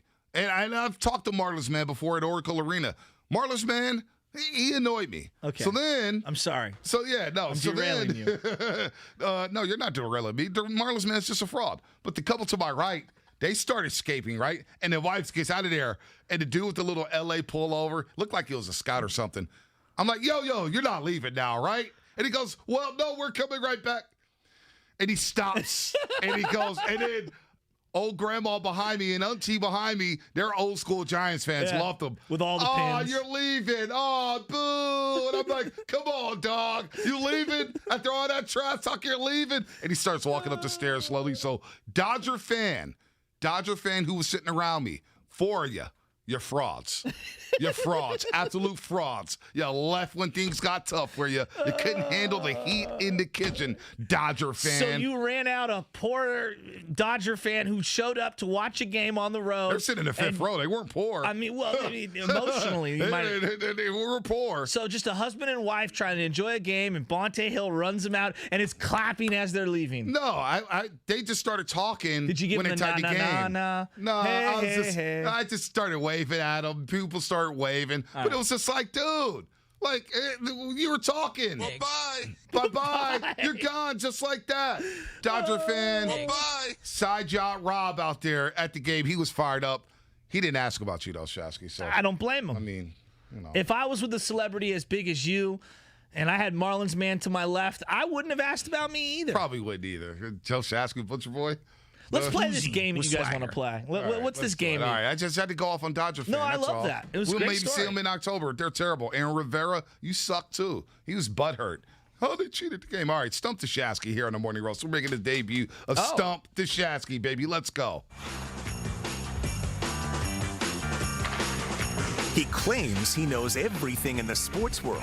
Buster Posey does not have what every single Hall of Famer, every one of them has, 2,000 hits. We're putting him to the test. The San Francisco 49ers have retired 12 jersey numbers. Can you name all 12 of them? It's America's favorite game show, Stump the Shasky. I don't know if it's America's favorite game show. That will be Right or Wrong with Darrell Wright, which will be coming up for a second season. But we will see how this goes. It is Stump the Shasky here on the Morning Roast. He knows everything Bay Area. He knows everything, 7x7, all the stuff. So we're going to put him to the test, baby. That's right, Stump the Shasky. We have 5 questions. Not 1, not 2, not 3, not 4, but 5 questions for you, Shasky. All right, let's roll it out. Wait 1 second. Move close the that keyboard. laptop because you're a cheater. Yeah, close that laptop. Langford behind him. Make sure he's not looking at the computer. Put the phones down. Mouse Stop over cheating. here. We know you were a cheater at Reading High School. It was we not know a cheater. you peeked in a lot of papers. I heard about you, son. All right. Question number 1. Question number 1. Number 1. Stephen Curry led all rookies in which category for the 2009-10 season? His rookie season. He led all rookies in which category? I mean, it's just open-ended category. He led all rookies. I'm going to say free throw shooting. Steph Curry, his rookie season, led all rookies in steals. Steals. Wow. That's a tough one. I probably would have missed that one, too. The fact that it's not multiple choice, okay. Oh, you want multiple choice? Well, I just didn't you want know. it easy. Oh, boy, Raider guy needs multiple choice It's a now. very nuanced question, but that's fine. Hey, John Kerr, blame your producer I know here. that Tyreek Evans got Rookie of the Year that year, and there I you think go. Steph Curry, off the top of my head, 16.7 points per game his rookie year. There you go. Look at you. Look at you trying to bounce back. You still got the question. Wonder why we're doing the game. Right, yeah, I know, right? I mean, geez. All right, question number two. Number two. The 49ers have retired 12 numbers in franchise history. Okay. Which two teams have retired more numbers? Here's a hint. I already know this. They have both retired 14 apiece. I'm going to go Dallas Cowboys, Pittsburgh Steelers. What? You're so confident. Well, Dallas doesn't retire numbers, but they would have a zillion Hall of Famers. I'm going to say Pittsburgh's one of them. What? Yeah. That's shocking. All right, this is going to shock you. Okay, let me give me a second chance here. Give me a second chance, because those were my first two. All right. I'm going to say New York Giants. Ding. Okay, New York Football Giants. All right. And I'm going to go with the Washington Football Team. The Chicago Bears. Oh. Bears and the Giants. That's a good Bears one. and the Yeah, Giants. I should have known that. No, that's not bad. That's an old team. All that right. makes sense. This is a softball for you, because I know you know this. Can you name 6 I would have thought of the 12 Pittsburgh retired? Can you name 6 of the retired numbers in 49ers history? Yeah, I can do 6. I'll do it right now. Steve Young, Joe Montana. I hope you do it right now. We'll do it again. Dwight Clark, Bob St. Clair. Thank you. Jimmy Johnson, John Henry Johnson, Joe the Jet Perry.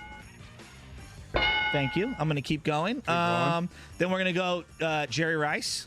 We're going to go Ronnie Lott. Mm-hmm. We're going to go Dave Wilcox. Oh! Would have thought he was in there. Leo the Lion Nomalini. Yeah, there you go. Okay. There you go. All right.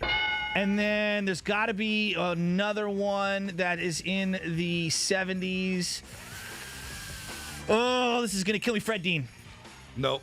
Oh, they don't have Fred Dean's? Oh, that's right, John 74. Brody, John Hugh Brody's McElhaney, 12. Hugh 39, McElhaney, Hugh McElhaney. and I got Charlie almost Kruger. every one of them, huh? And Charlie Kruger.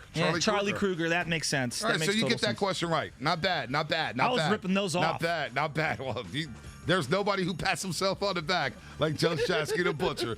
Boy, we need a doctor to check out those hands, man. They got to be hurting. All right, question number 4. Number 4. On April 13th, 2016, the Warriors etched their place in history with a 125-104 victory over which team to finish off the regular season 73-9. Oh, my God. This is the same night as Kobe Bryant's yes, you're right. Final game. Oh. 60 against the Jazz.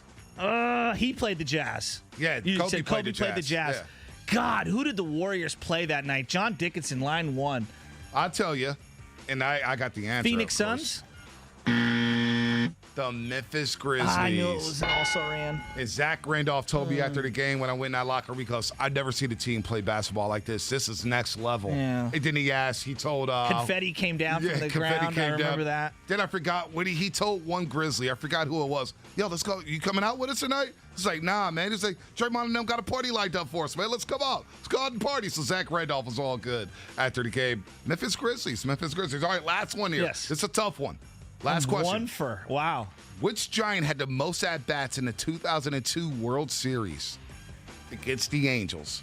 Which Giant had the most at-bats in the 2002 World Series? This is an interesting one, because I believe JT Snow had the highest batting average that particular series, close to 500 for the entire series.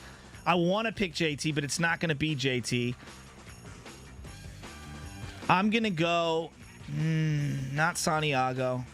I'm going to go Reggie Sanders. Reggie Sanders. Oh, one more try. I'll give you another try. Kenny Lofton. And who was it? Rich Aurelia. Richie Aurelia. That makes 32 sense. at-bats. That makes sense. 32 at-bats. That makes sense. Stumped the Shasky. Did Bonds' at-bats not qualify because of the walks? Yeah, because of the walks. That's why I figured he was too obvious.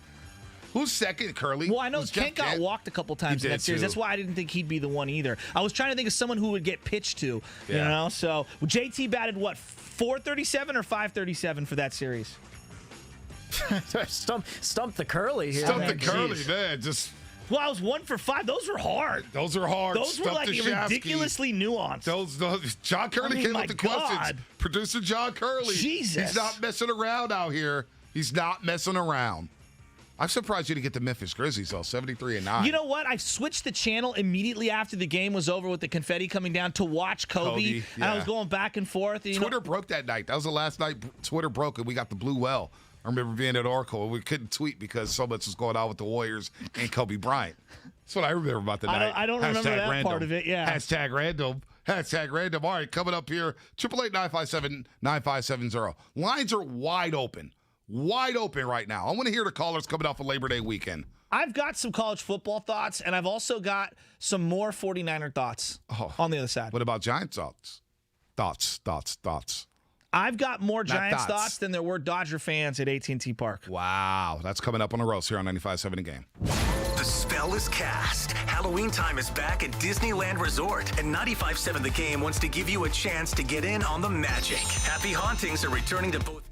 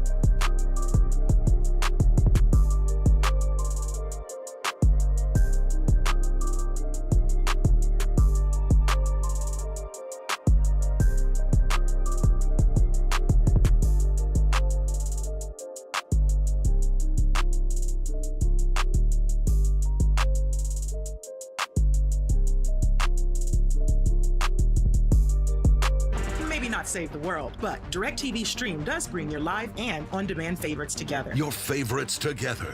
I just said that. She just said that. Introducing DirecTV Stream, the best of live TV and on-demand with no annual contract. Get your TV together at DirecTV.com. Requires high-speed internet and compatible device. Content varies by package and location. Restrictions apply. At Fisher Investments, our clients know we have their backs. How do your clients know that? Because Fisher Investments is a fiduciary, the highest standard for a financial advisor. It means we're there for our clients and always put their interests first. So wait, you do it because you have to? No, we do it because it's the right thing to do. Our clients trust us with their retirement savings, and we know how important that responsibility is. So we take the time to really get to know them. Get to know them how? We make sure we understand their unique goals, finances, health, family, and lifestyle so we can tailor their portfolio to their specific needs. Our goal is to help them achieve a comfortable retirement. Sounds like a big responsibility. You must make big commissions then, right? No, we don't sell commission-based products. We have one single transparent fee that's structured so we do better when our clients do better. Visit FisherInvestments.com to find out why investors like you are switching to us. Fisher Investments. Clearly different money management. Investing in securities involves the risk of loss.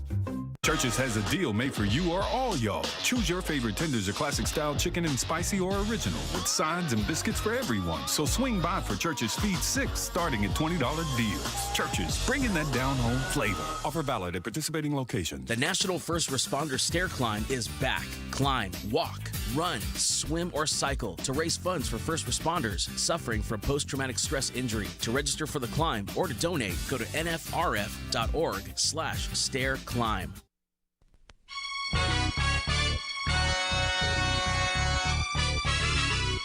Now, back to the Morning Roast, presented by Timeless Coffee with Bonte and Shasky.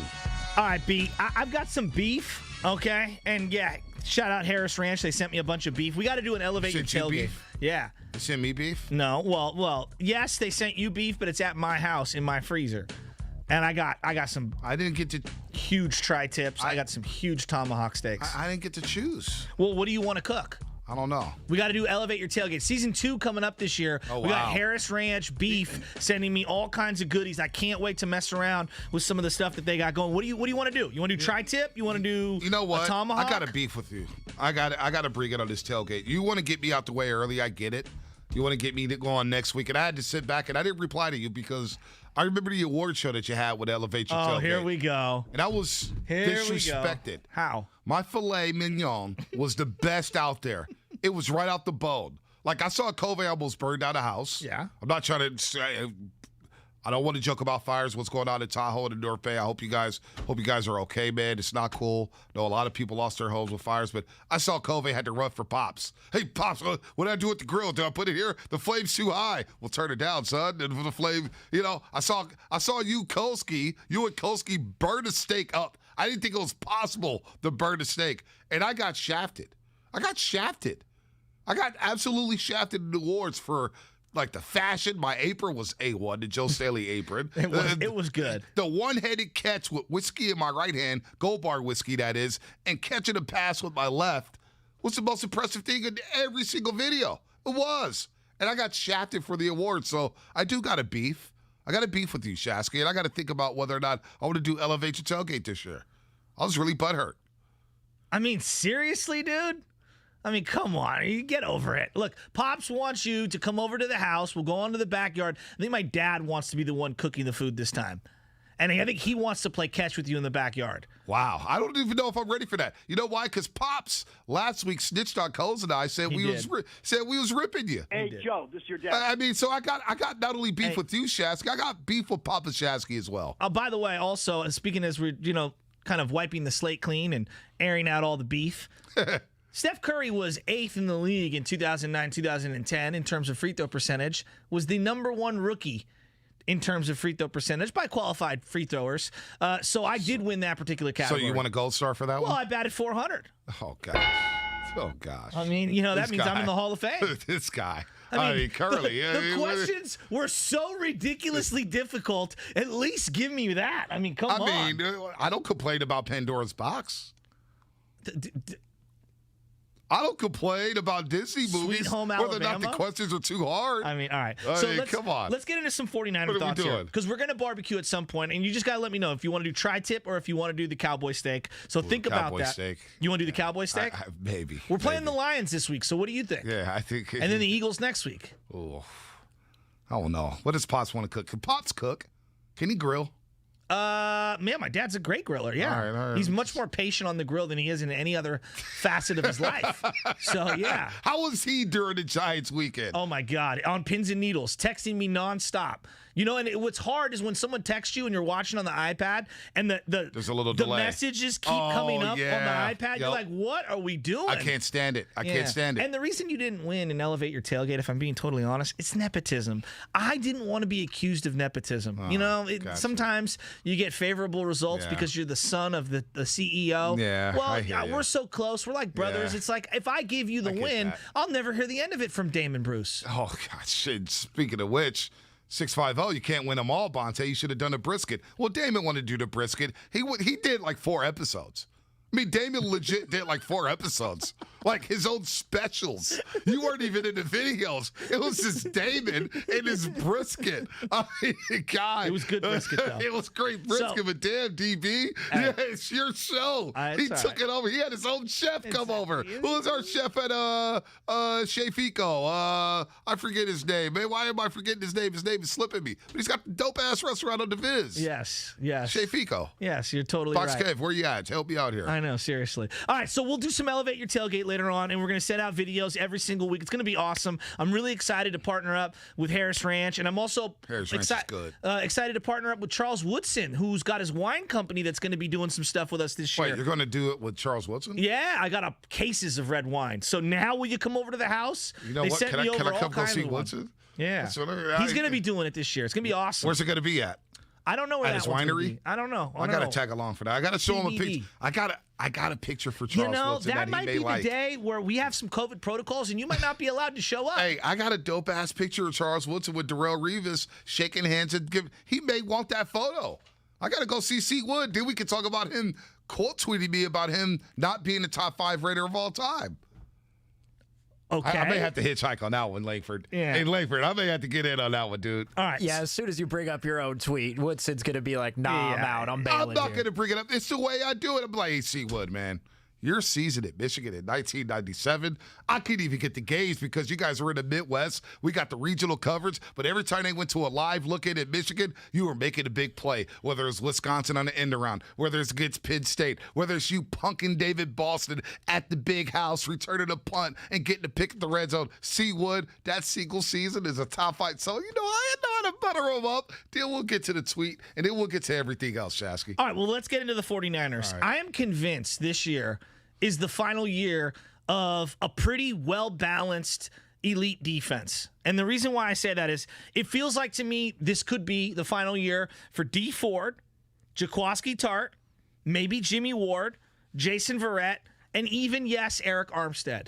I think it's maybe 3, 4, or all of the guys that I just mentioned might not be on the team next year. They're going to have to make some decisions when it comes to the money. I know that Jimmy Garoppolo's money, everyone wants to talk about it coming on off the books. Let's just look at the defense for right now. And I look at this defense and I say to myself, man, if I'm going to end up paying Debo and Bosa and McGlinchey at some point and some of these other guys, and I still need a top-end corner, I still would like some more offensive line help, I feel like I'm going to have to move off of D. Ford at some point soon because he's already on a pitch count. The season hasn't even started.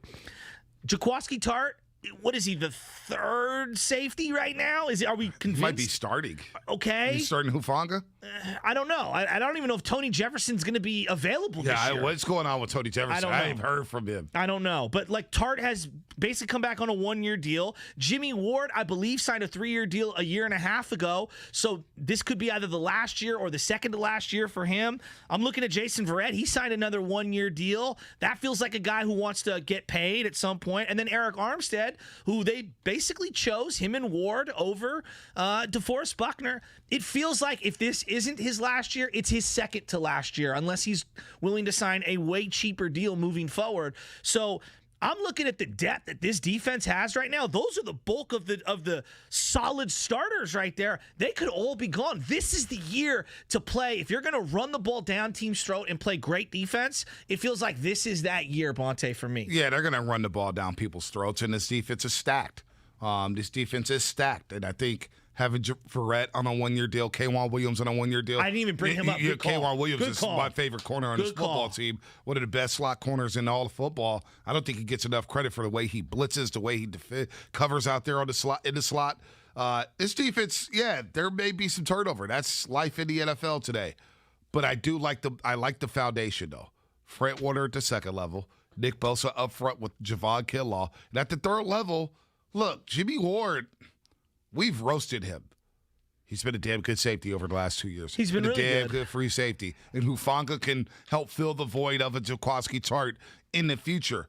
Mosley, Verrett, we'll see if they're the quarters of the future. Maybe it's Lenore from Oregon. Maybe it's somebody they bring in next season. Or maybe it's Josh Norman. Josh Norman, who's 33 years old, who's a veteran, where, look, this may be his last shot. But I like the scheme here for Josh Norman, the scheme fit, which we talked about earlier this offseason. It's a low-risk, high-reward move. I mean, he's a physical player who is a little bigger than what they've got going in terms of the way that he plays. And you're playing physical receivers in the NFC West. Cooper Kupp's physical. DK Metcalf is physical. I don't know if I want Verrett on DK Metcalf, to be totally honest with you. I mean, I don't want anybody on DK Metcalf. I don't think Josh Norman's going to play the entire game or any of that stuff. I just think it's nice to have another veteran who is at least somewhat more reliable than Dante Johnson. Right. Like Dante Johnson, I'm over that. Like I'm so over that. So I like the Josh Norman move. You know Dante Johnson's back like week 7. He's going to be back like week 7.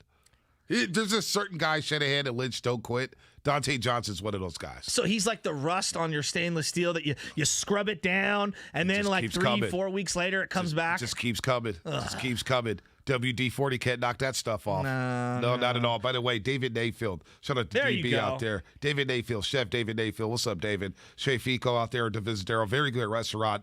DB out there had like 4 episodes on Elevate Your Tailgate. Literally a 4-part series. Yeah. It was like his own 30 for 30. And let's get back into the 49ers here, because I'm looking at like a Debo, Ayuk. Nobody questions that they're important. I think Trent Sherfield's as important. I really think them having a third playmaker at wide receiver just gives them a little more insurance, because I don't understand the Mohamed Sanu obsession. I don't get it. I know you need to have a veteran. I know you wanted to have somebody to tutor Trey Lance during the 40-day period when they didn't have anybody.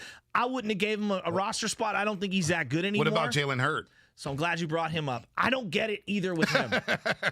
They kept showcasing him in that Raider game, and they threw the ball to him over and over and over again. I thought one of Trey Lance's best throws of the preseason was when he underthrew and threw low, and Hurd just whiffed it and just missed it. It was a perfect throw in traffic. Throw it low, let him catch it, stay down. He threw another dime to him with a corner all over him, and he dropped that. They threw a couple short passes to him. I don't know, man. I hope he proves me wrong. I have zero expectations for Jalen Hurd to do anything other than catch a fancy, specifically designed play just to prove why he's on the roster. By the way, download the Odyssey app. Discover hundreds of new exclusive music stations available right now for sports and music fans, by sports and music fans. Check out Troy Hughes Stadium Anthems. Get amped for the big game with the best tracks from rock and more. The new Odyssey exclusive stations on the Odyssey app. Brought to you in part by Macy's, Geico, and Coke Zero Sugar. Don't forget to download the Odyssey app and favorite 95.7 The Game to get breaking news updates as well as links to the top interviews and best moments on the game. Powered by DuckDuckGo, privacy simplified. Look, this receiver room for the 49ers, it's a big one. Juwan Jennings, Jalen Hurd, Mohamed Sanu. Sherfield's got some. He's a big boy. I like Sherfield. Debo Samuel and Brandon Ayuk. Brandon Ayuk is the key to everything.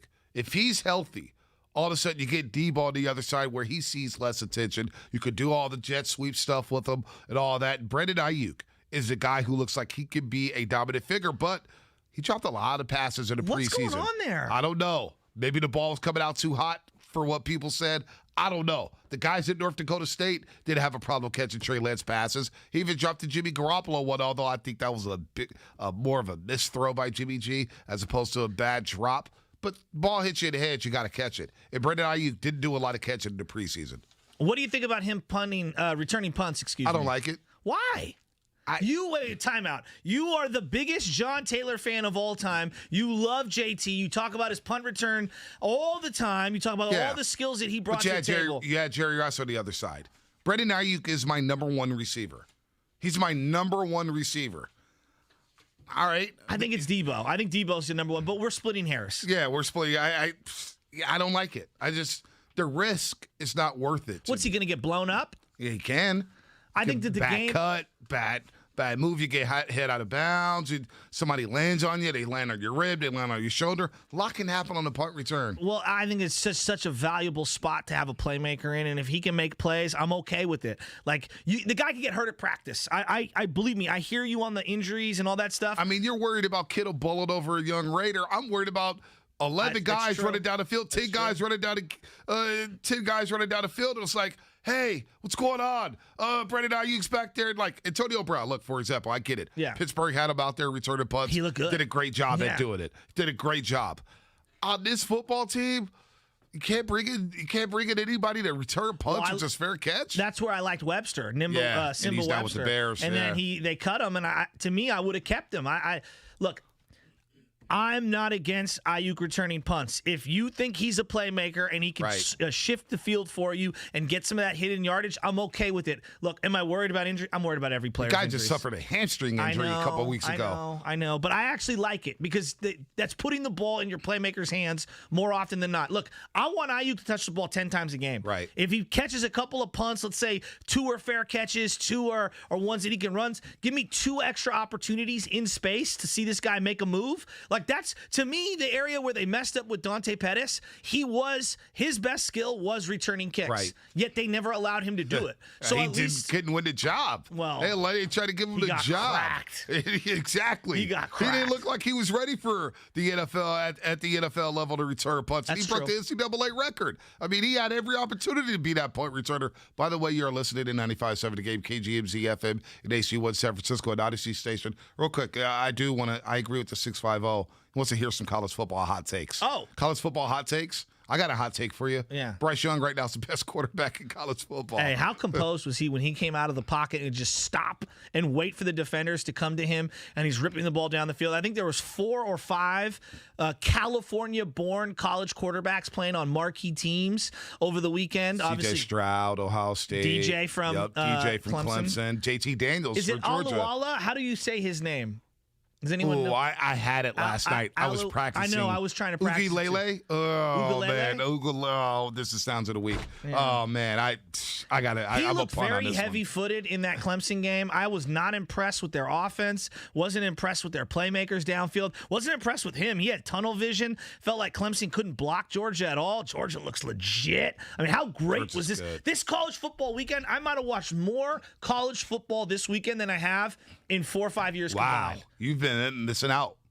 You've been missing out. But there were some great games. There's always great games early in the season. This weekend was really There's always great games early in the season. This weekend, I mean, look, the Georgia Clemson game was cool. 10-3 defensive slugfest. It was a fun game. It was a fun game. I enjoyed Kirby Smart disguising everything against DJ and that offensive line. Clemson's offensive line stunk. Georgia got linebackers. They got linebackers. They have DBs. Yeah. They have pass rushers. I mean, come on. They got D-eds. Kirby Smart and them. They're recruiting their ass off in Athens, Georgia. Georgia looked good. Ohio State, C.J. Stroud. I'm eager to see how they do against Oregon this week. Oregon was disappointing against Fresno State. They were losing in that football game late in the second half. That D-end is ridiculous. He got hurt. I know, but Kayvon Thibodeau? He is ridiculous. He's nasty. He is ridiculous. He's nasty. I don't know. I loved this college weekend of games. And the Notre Dame-Florida State game Sunday night was an awesome game. I know a lot of people don't like Notre Dame. I will root for them on this station as the lone Irishman, and I will be pumping it up. Well, me and Bob. But Bob, Bob makes cameos. I'm here every day planting the flag. It's true. So, That's true. I mean, what about you, Bob? Hey, what about UCLA?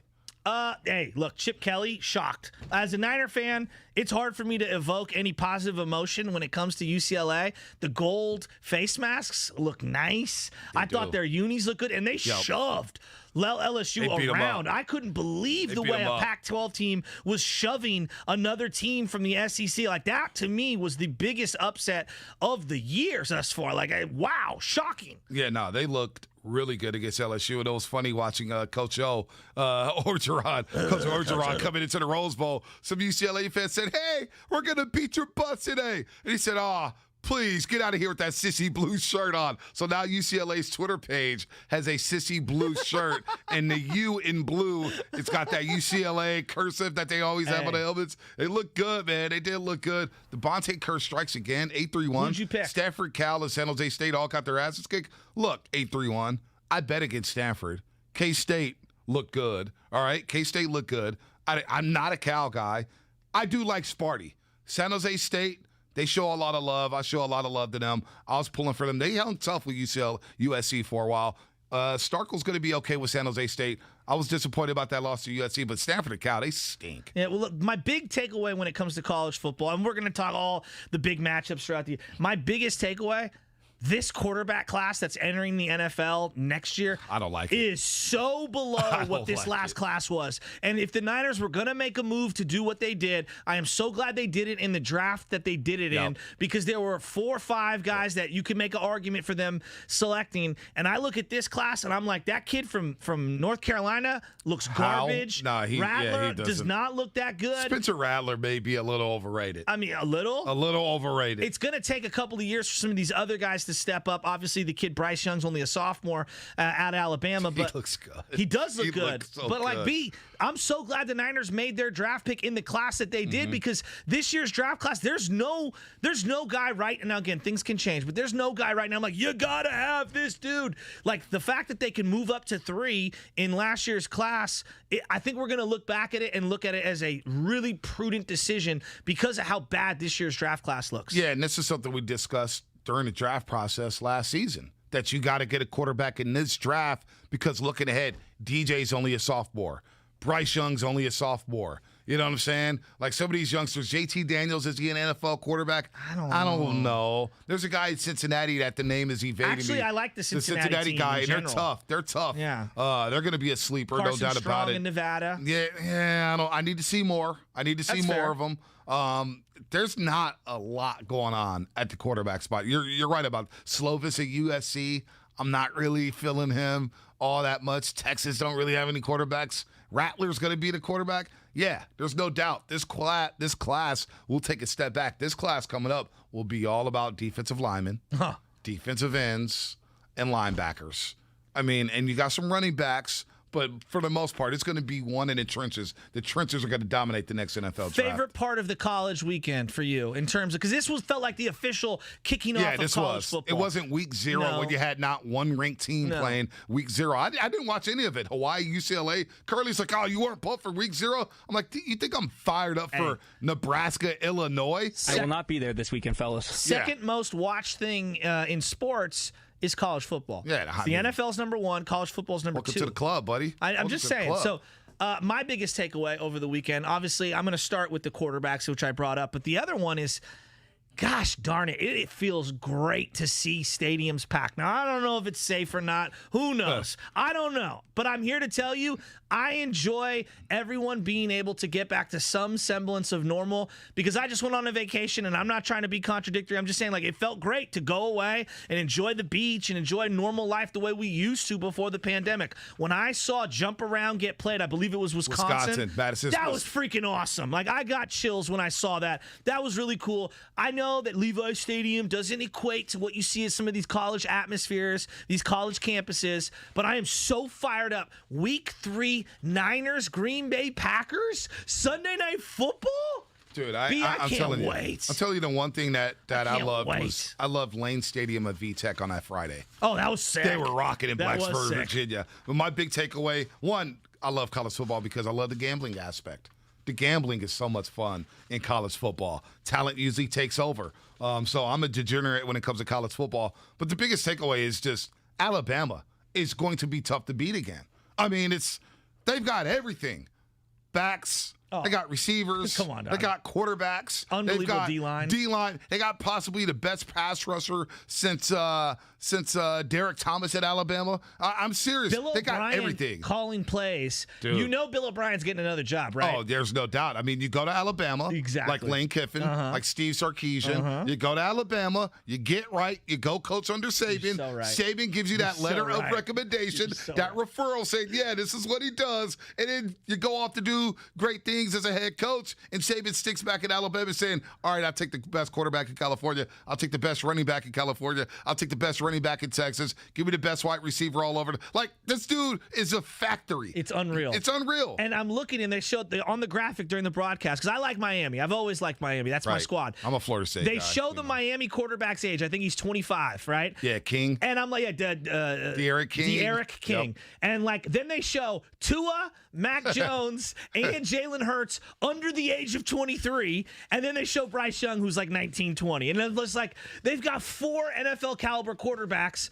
And 3 of them are starting week 1 in the NFL, and the Miami starting quarterback's 25 years old and older than all of them. Yeah, and he probably will be undrafted. Bill on the other side. Bill on the other side. We'll get to you on the other side. Bill in American Canyon. More Niner we got Niner talk. We got a lot going on here on the Morning Roast. Butcher is back. He's got thoughts on everything. I want to get his thoughts on his own vacation, thoughts on the food he ate down in La Jolla. You talk about being a big baller.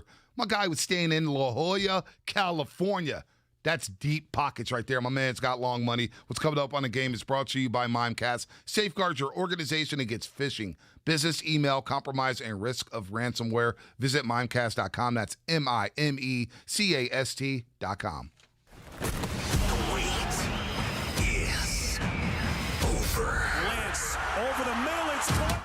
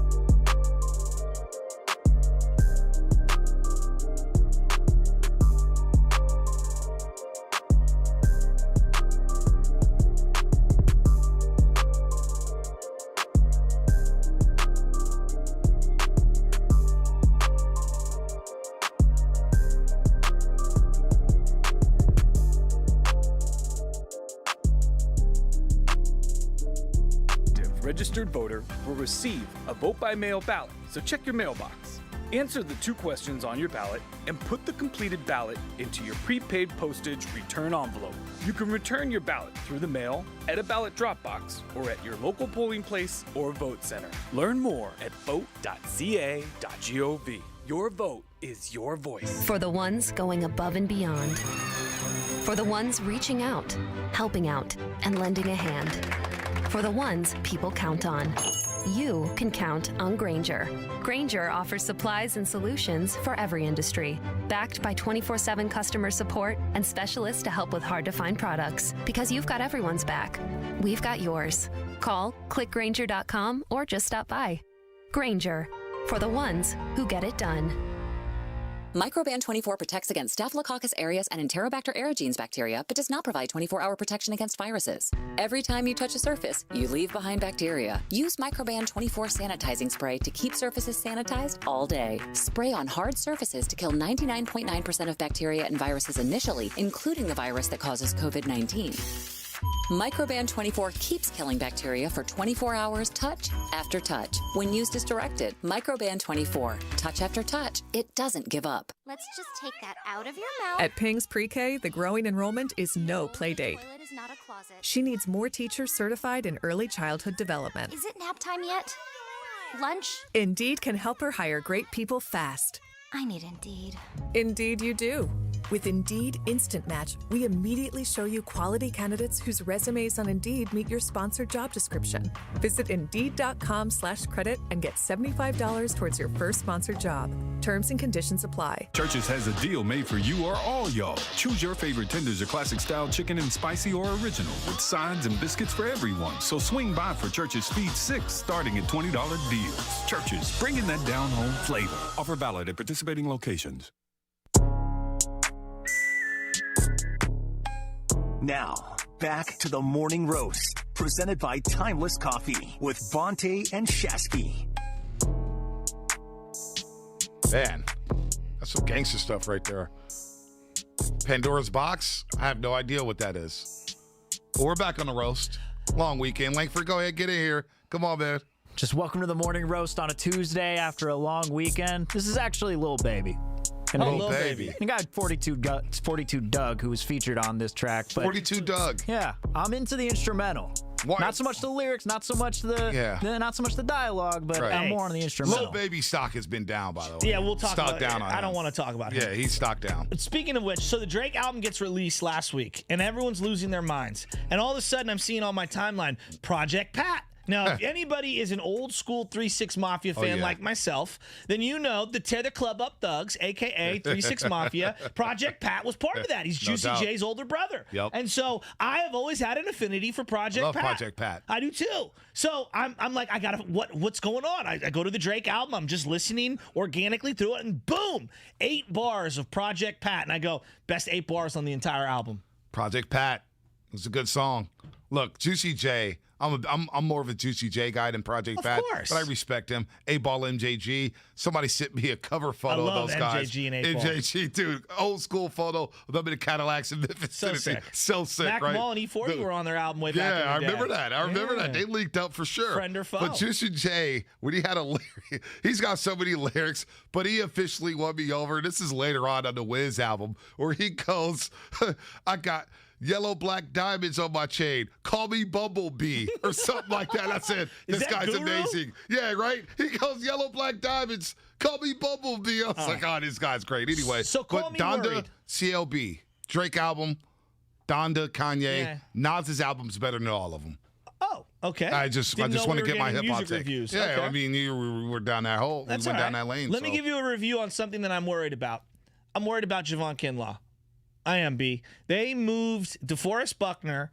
You're worried about Kinlaw? Just hear me What are you out. worried about I'm gonna Kinlaw explain. for? He's always hurt. You're worried about everything. I am worried about him. Look, they moved DeForest Buckner, and DeForest Buckner was a great player. Not a good. He was a great 49er. Wait. It was a small window. Shasky, you were worried about him at the draft. You're worried about him earlier in the season. After the season, you're like, they found something in Javon Kinlaw. Now you're worried about him? We haven't played a game yet. Because he's barely played any games. He's played always the Raiders hurt. game. Yeah, he did. I watched him in that Raider game closely. Good, right? He looked all right. They were stuffing the run. I still don't think he's a 3-down lineman. DeForest Buckner was a 3-down lineman. No doubt. You could play him on pass rushing situations.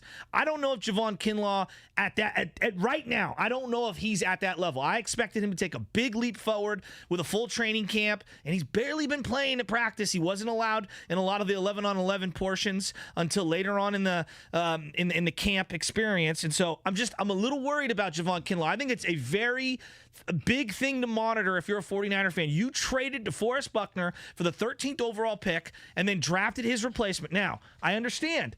It was Kinlaw plus Armstead plus Jimmy Ward because you used the money that you would have used to sign. I don't like Eric Armstead's money. I'm not a big Eric Armstead fan in general. So Kinlaw and Armstead, between the two of them, I need like 14 sacks. And I don't know if they're going to get it combined. Okay. All right. What?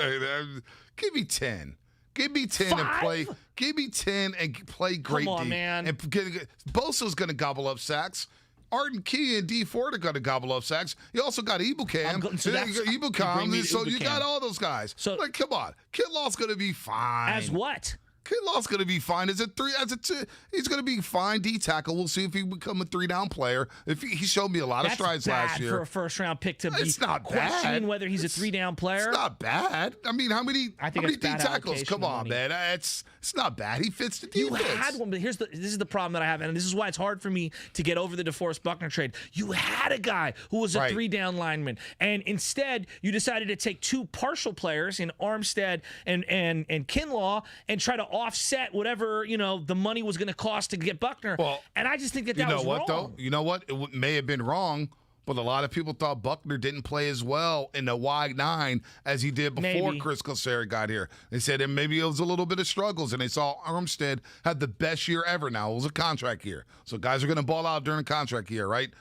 I don't know. I'm over the trade. I miss Buckner. I wish he was still a 49er, but I like Kinlaw. Yeah, I like Kinlaw. I've kind of moved off from that. Okay, that's fine. Well, maybe I'm still stuck in the past. You I apologize. You are worried this morning. The guy that I do love, I love Ibukam. And I don't think that he's going to be some guy that's going to be a double-digit sack guy. I just think he has a motor. Dude plays hard. What about He reminds me a lot of Ahmed Brooks. Now, he's not as good as Ahmed. Ahmed Brooks, I think he's 4th all-time in sacks for the Niners, 3rd or 4th all-time. Look that up. And he was a really good player for the Niners. Jumped off sides perpetually. I mean, he would every game he was good for 1 or 2 offsides jumpings. But in terms of getting to the quarterback as like the 3rd, 4th option, I always loved a guy like Ahmed Brooks because I knew what I got from him.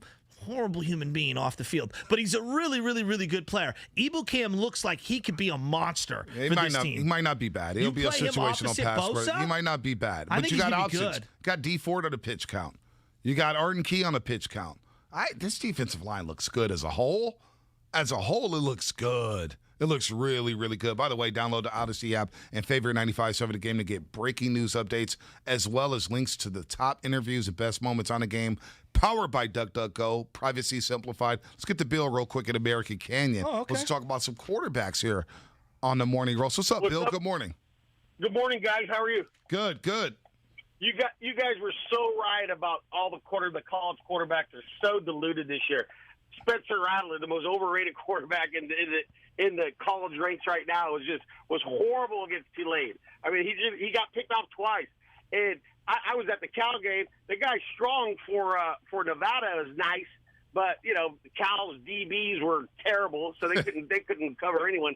But let me tell you, JT Daniels' new favorite receiver in Georgia is the kid out of Napa, the number 3 tight end in the nation, a true freshman. Led the receiving corps for Georgia as a true freshman. I didn't know that. Brock Bowers.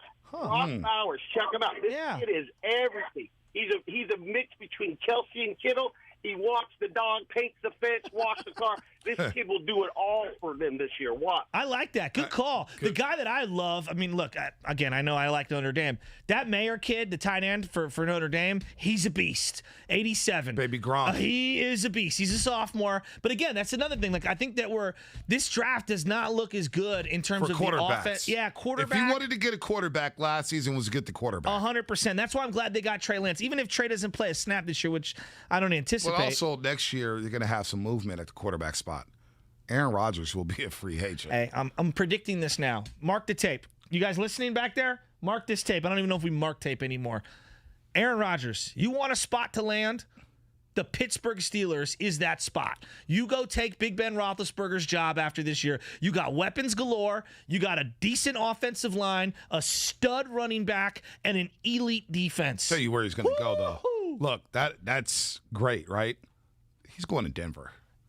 I think he's going to be a Denver Bronco. In that division? I wouldn't want to play in that division. Why not? Because you got Herbert and Mahomes. So what? They don't have any defense. You worried about Aaron Rodgers against the Chargers? By the way, Peterman. You worried about Rodgers against the Chargers? You worried about him, the Chiefs?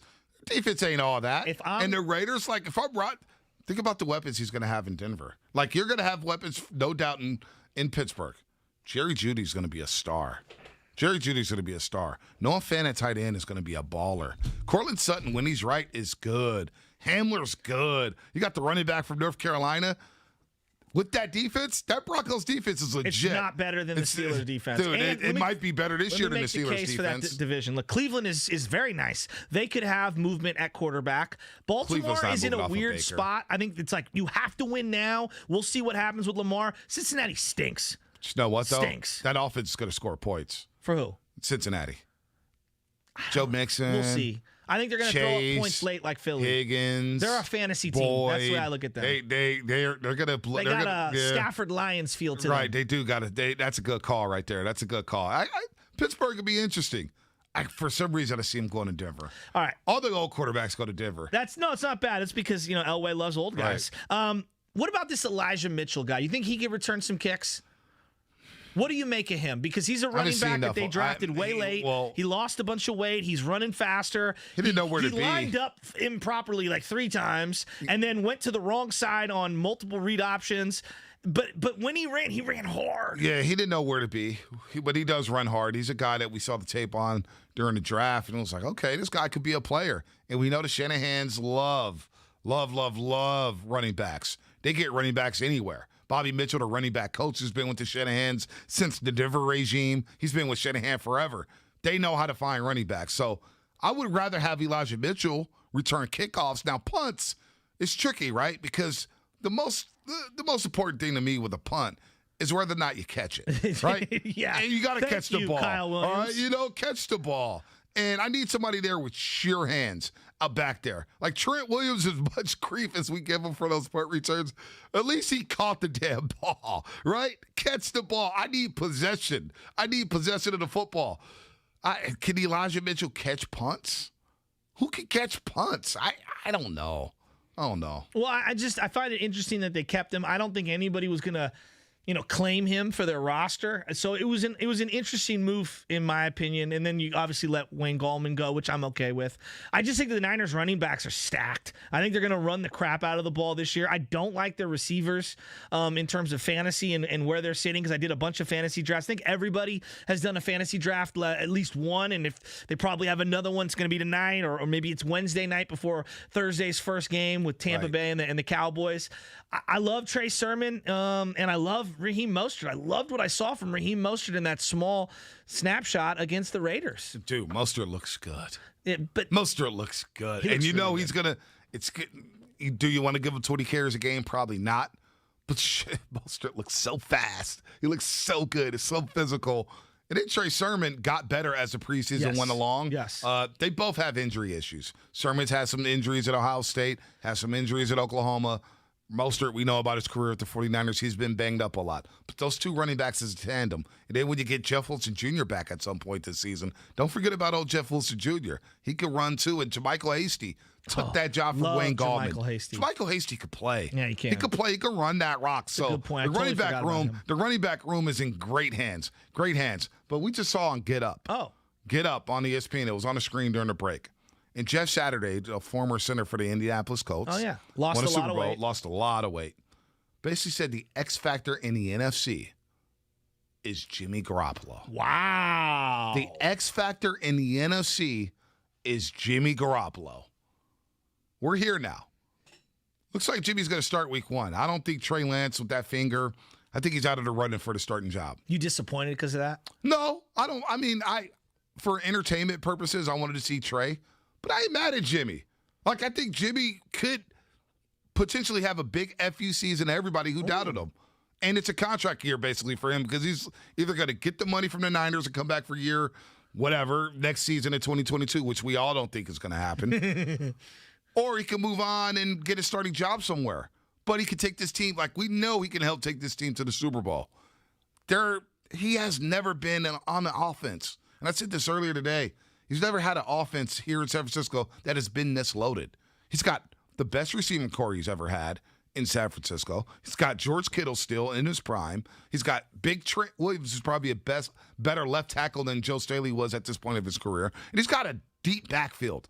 You got Juszczyk back and you got Alex back at center. The center spot has been a problem for the Niners. Well, Weston Richburg and whether it's been Brunskill, whoever has been playing center.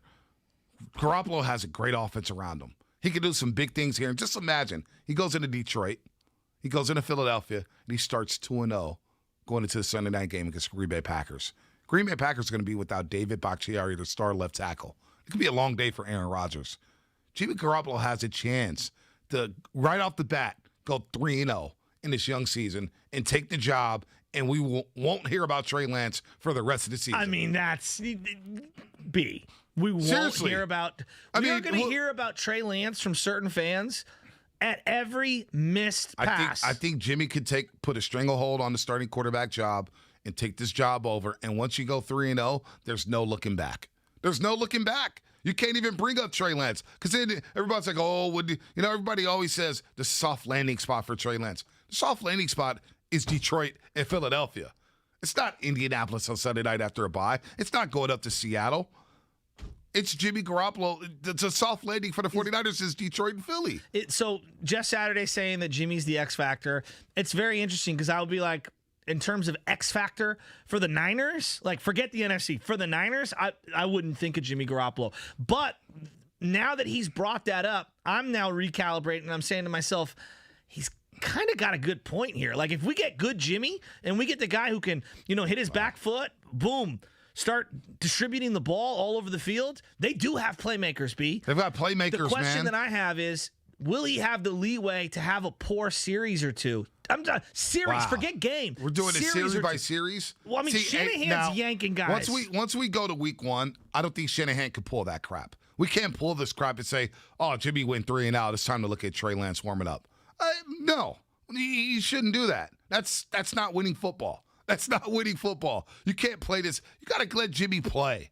Let him play 60 minutes. Let's see where it's at. You can't keep playing this game of whether I go with one or the other. Name a starter. Like, that's where I'm at with this whole situation with the quarterback spot. Go with the guy and go with them. And put your faith behind them and say, you are our guy to take us to the promised land. No more of this, let's rotate in third play of the series. Oh, you know what? We're at midfield. Hey, Trey, get in there and run a read option. I don't like any of that stuff. So you're treating the quarterback position the way I normally treat the quarterback position, and like it's different than the other positions. Because when you have a playmaker at wide receiver or running back, you will work that guy in. And I'm just using an example. I don't think he's a perfect example, but like Tariq Cohen is not a traditional running back. But he's a specialist. Yeah, exactly. Chicago's going to try to work him the ball to get him his touches in certain spots because he's a playmaker. You don't subscribe to at least rethinking about how we view the quarterback position and putting Trey Lance out there at certain times to maximize what he can do and complement what he can do alongside someone like Raheem Mostert for the running game. I'm with you there. I'm looking at these texts right now, Shasky. 510. Niners aren't beating Detroit. Y'all sound stupid, you cheerleaders. Thanks. Didn't know I had the pom-poms. Make sure you email me the pom-poms. I'm going to be real with you, though. I do think that 9-8 is on the table for this team. What? 9-8? Yes. 8 losses? Look, we keep talking. Okay, just hear me out. This team is not winning with either quarterback. Another 5-1. Well, so okay, that's an interesting. You have overrated the coach and the defense. It's nowhere near the Super Bowl defense. Well, we'll see on the defense. Mark's on the secondary. You signed old man Josh Norman. This is my thought on the quarterback. 9-8. We keep operating as if no matter what lever he pulls, that guy's going to come in and ball better than the other guy. What if both guys struggle? Let's say Jimmy Garoppolo struggles. What if Trey Lance struggles? And you're yo-yoing them back and forth, or maybe you're picking one and then you go to the other guy. But let's just say, hypothetically, they both struggle. I don't see this team being able to overcome insufficient quarterback play. Like, they're not that good. They just aren't. I think the way the league sets up the salary cap and the way they've allocated their money, I don't think they're as good as everyone thinks they are. And they've got premium players. But the secondary, there is a reason they signed 34-year-old Josh Norman. Because they literally were playing guys that have never played in the NFL before opposite Jason Verrett because of the Mosley injury. 9-8. I can't get over that. 9-8. You think the Niners are going 9-8? I think that's a plausible. Let me say this. I think that's a plausible outcome for Jimmy this year. plays 17 games. They go 9-8.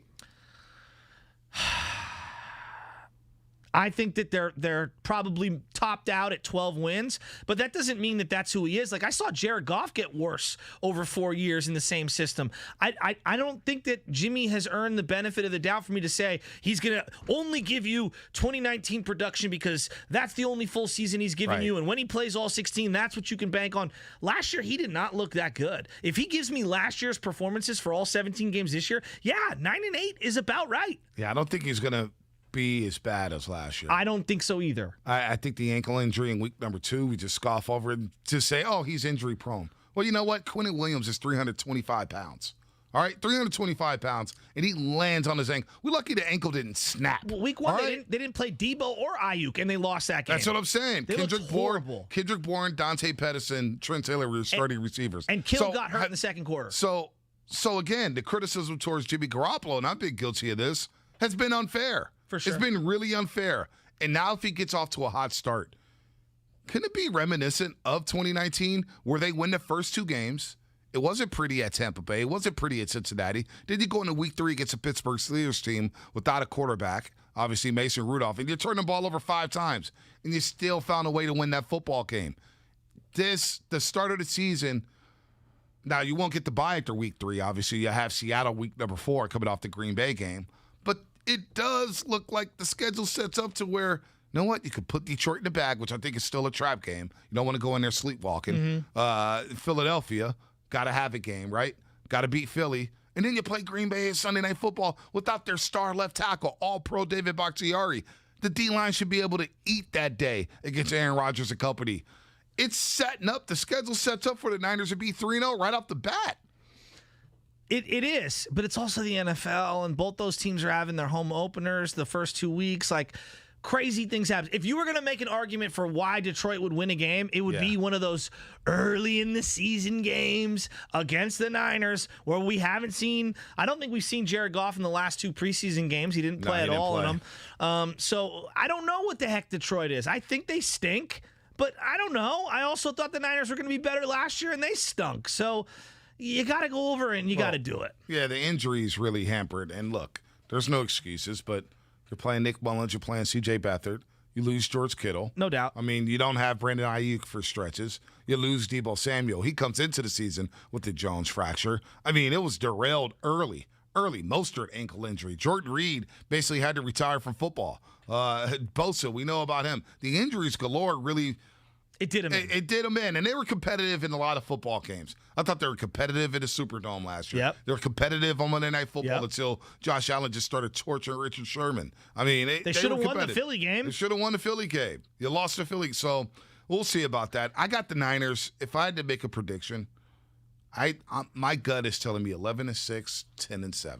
I mean, we're in the same ballpark, though. Like, I mean, I know 9-8 seems ridiculous. 9-8's basically 500. I think the difference between 9 and 8 and ballpark is a couple of bounces. Hey, 11-6 may get you home field. 11-6? 11-6, not bad. I feel like the Tampa Bay Bucks are going to win at least 12 games.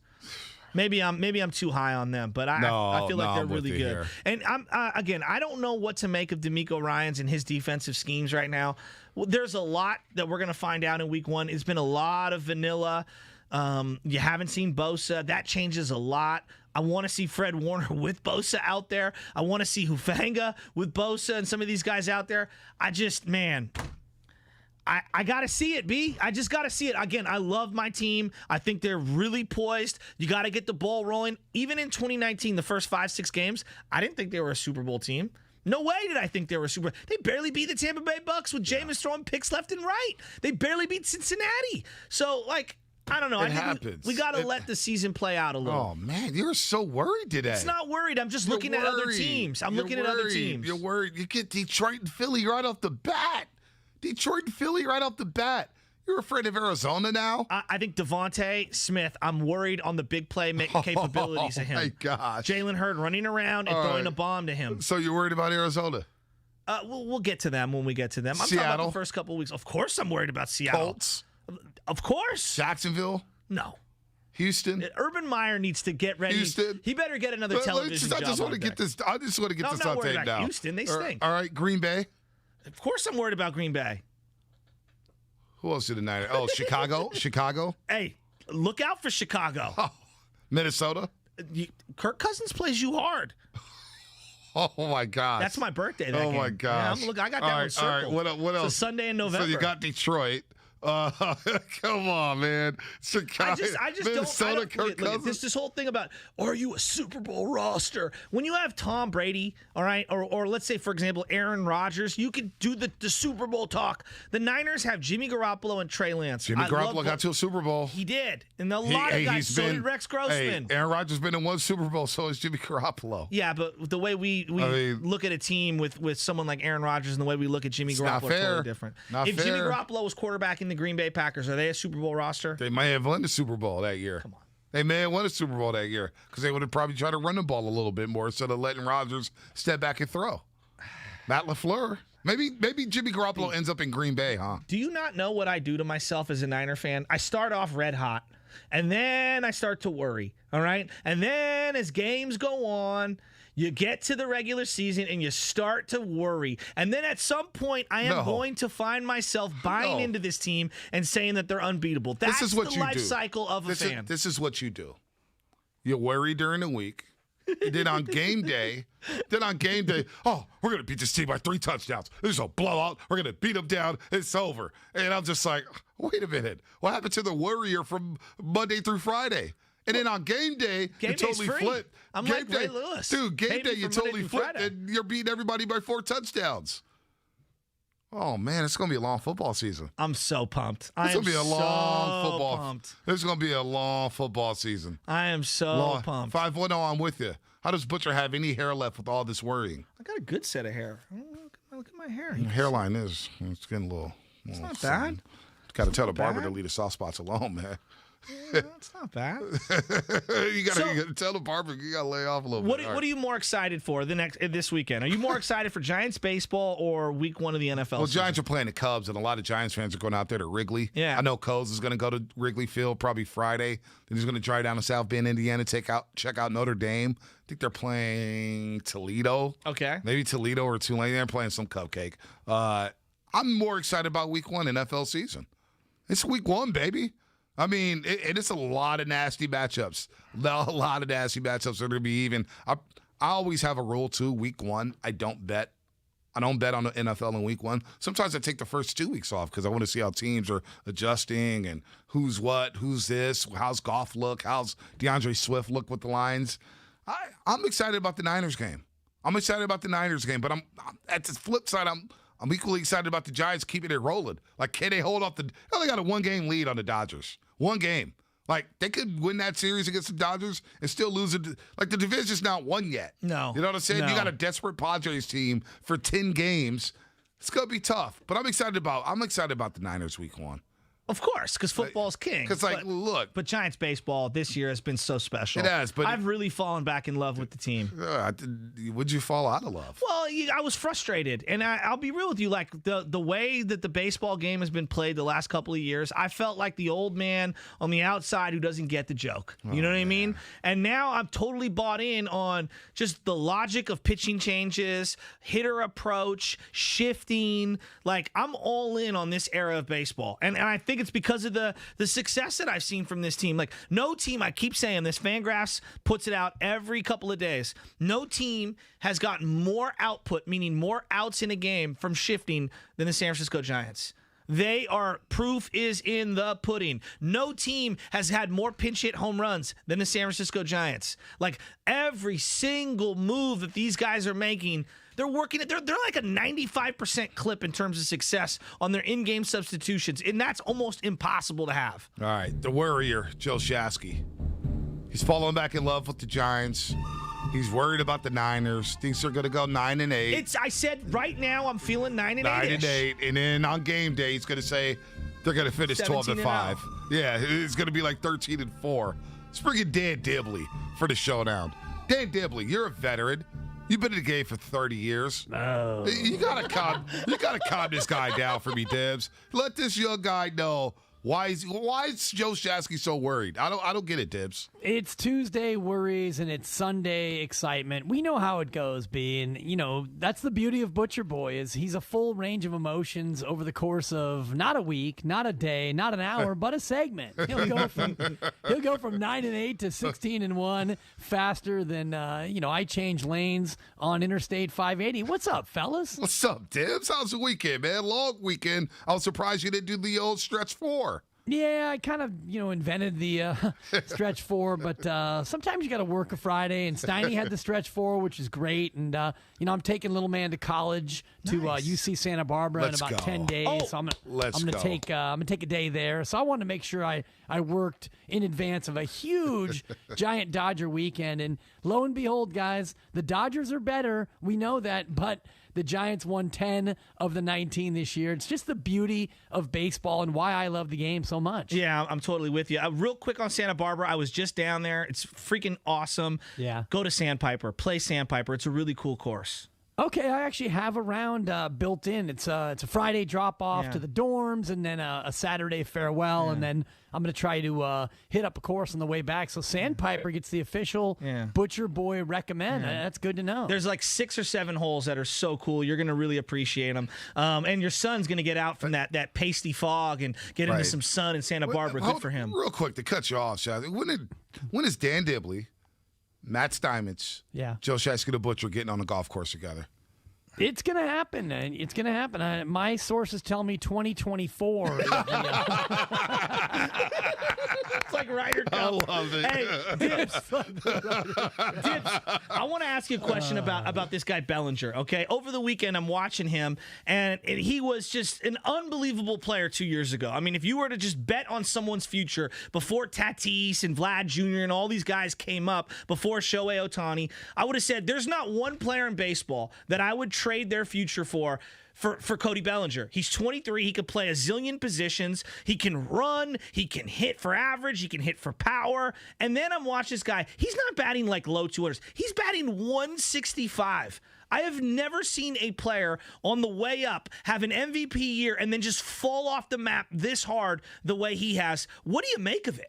I think it's injuries for the most part early on, and then he hasn't been able to get untracked. And I think part of this, guys, we have to look at the managers of the various teams, not only the managers, but the coaching staffs as well. Why are so many Giants hitters having career years? And up at 10 o'clock, we're going to talk about the unbelievably odd career arc of Darren Ruff and what he's been able to do. Sick, man. And I think he's a great example of a coaching staff, not just Gabe, I'm so sculpted Kapler with my 2% body fat. I heard you guys this morning. I was out getting coffee, and I was just nodding along as you were talking about the pick heard around the world. I mean, come on, Gabe. Isn't enough?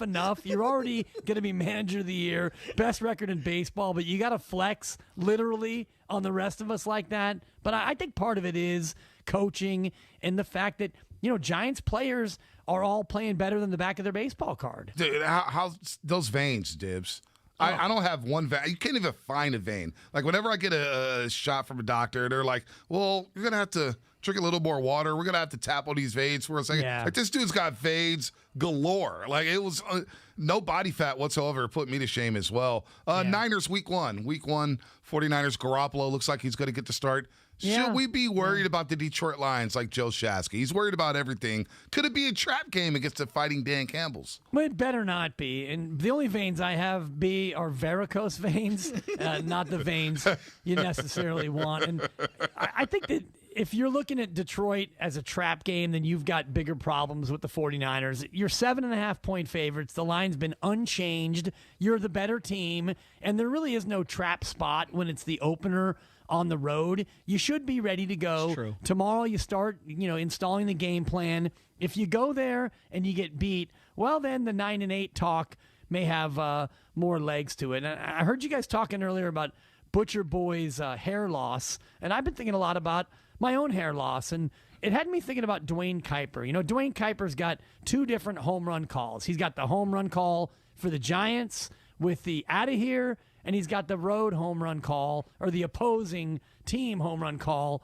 of gone. And I've been thinking about my own hair loss, and if Dwayne Kuiper could do play-by-play of my hair loss. You guys want me to do my Kuiper for you? We're all ears. It goes a little something like this. Hair loss, center field, gone. And that's kind of what that's kind of what now, I'm let me dealing ask you this real quick. Yeah. Damon Oakland calls your show. He calls our show. Damon Oakland is bald-headed by choice. Mm-hmm. When a guy chooses to be bald, isn't that the type of guy you just don't mess with? Pretty much, especially if you're talking about skull tats. If you're a guy if you go preemptive shave and you go skull tats, you can go ahead and you can cut me off on the freeway. You can go in front of me at the grocery store. You can jaywalk in front of my vehicle. All that and more. Skull tats, I'm going to go ahead and give you a free pass. So the summer of Clay has been an incredible thing to witness from afar. Obviously, there's Captain Clay on the boat, and now we see him and E40 sitting next to each other with Larry Bear right next to him, and they're both wearing the bucket hats, except Clay has an Augusta Masters bucket hat with the shades. I mean, it looked like Weekend at Bernie's. Yeah, and he's not necessarily a good golfer, quote unquote. I go to this place called the Montclair Golf Course. Yeah. It's a driving range in Really Oakland. nice. It's very below the radar. Literally, it's an underground spot. And Clay used to go there all the time, and not maybe once a week, and he'd go up there with his buddies, and it was like just a regular Joe. He's up there hitting balls, awful. He's joking and laughing with his friends, sharing a couple of pitchers of beer. People would come up to him, hey, Clay, and, super friendly. He might be the most coveted athlete I would want to hang out with, maybe in Bay Area history. I mean, we love Buster Posey, but honestly, you're not clamoring to go out and have a couple with Buster. It probably wouldn't be necessarily the most thrilling afternoon out. But Clay Thompson, I want to hang out with you, Clay. Yeah, he did rock the good bucket hat. Put me to shame. Put Chasky to shame as well. And you put Kittle on that list. I mean, if we did a short list of athletes, Bay Area athletes you'd want to hang out with, Clay is in the George Washington spot. Maybe Kittle's in the Lincoln, and then we can debate the Pablo? other two. Is Ricky Henderson there? Well, Ricky goes to the Montclair driving range. I've seen him up there a small handful of times. You will see Ricky in the town now. Oh. I bet him, after he hits a drive, popping his collar, that would just be incredible. Ooh, Ricky hit that one good. Oh, Yeah, Ricky, third first person. tee shot, is going to be a home run. That leadoff tee shot, he's going to hit at 330, no doubt. Dibs, have a great show. We'll be too, listening. brother. Don't go Darren anywhere, Ruff, folks. I'm ready to hear Steiny, Guru, Dibs, 10-2 as they get you ready for week 1. Also, we'll talk about Giants and Darren Ruff. How about Darren Ruff, another unsung hero for the 2021 Giants? That's it for us. Good to have the Butcher back. Langford Curley, great job. As always, we'll be back tomorrow at 6 a.m. After the week, month, or just day you've had, you deserve to cash in at Cache Creek Casino Resort. Cache Creek is that much...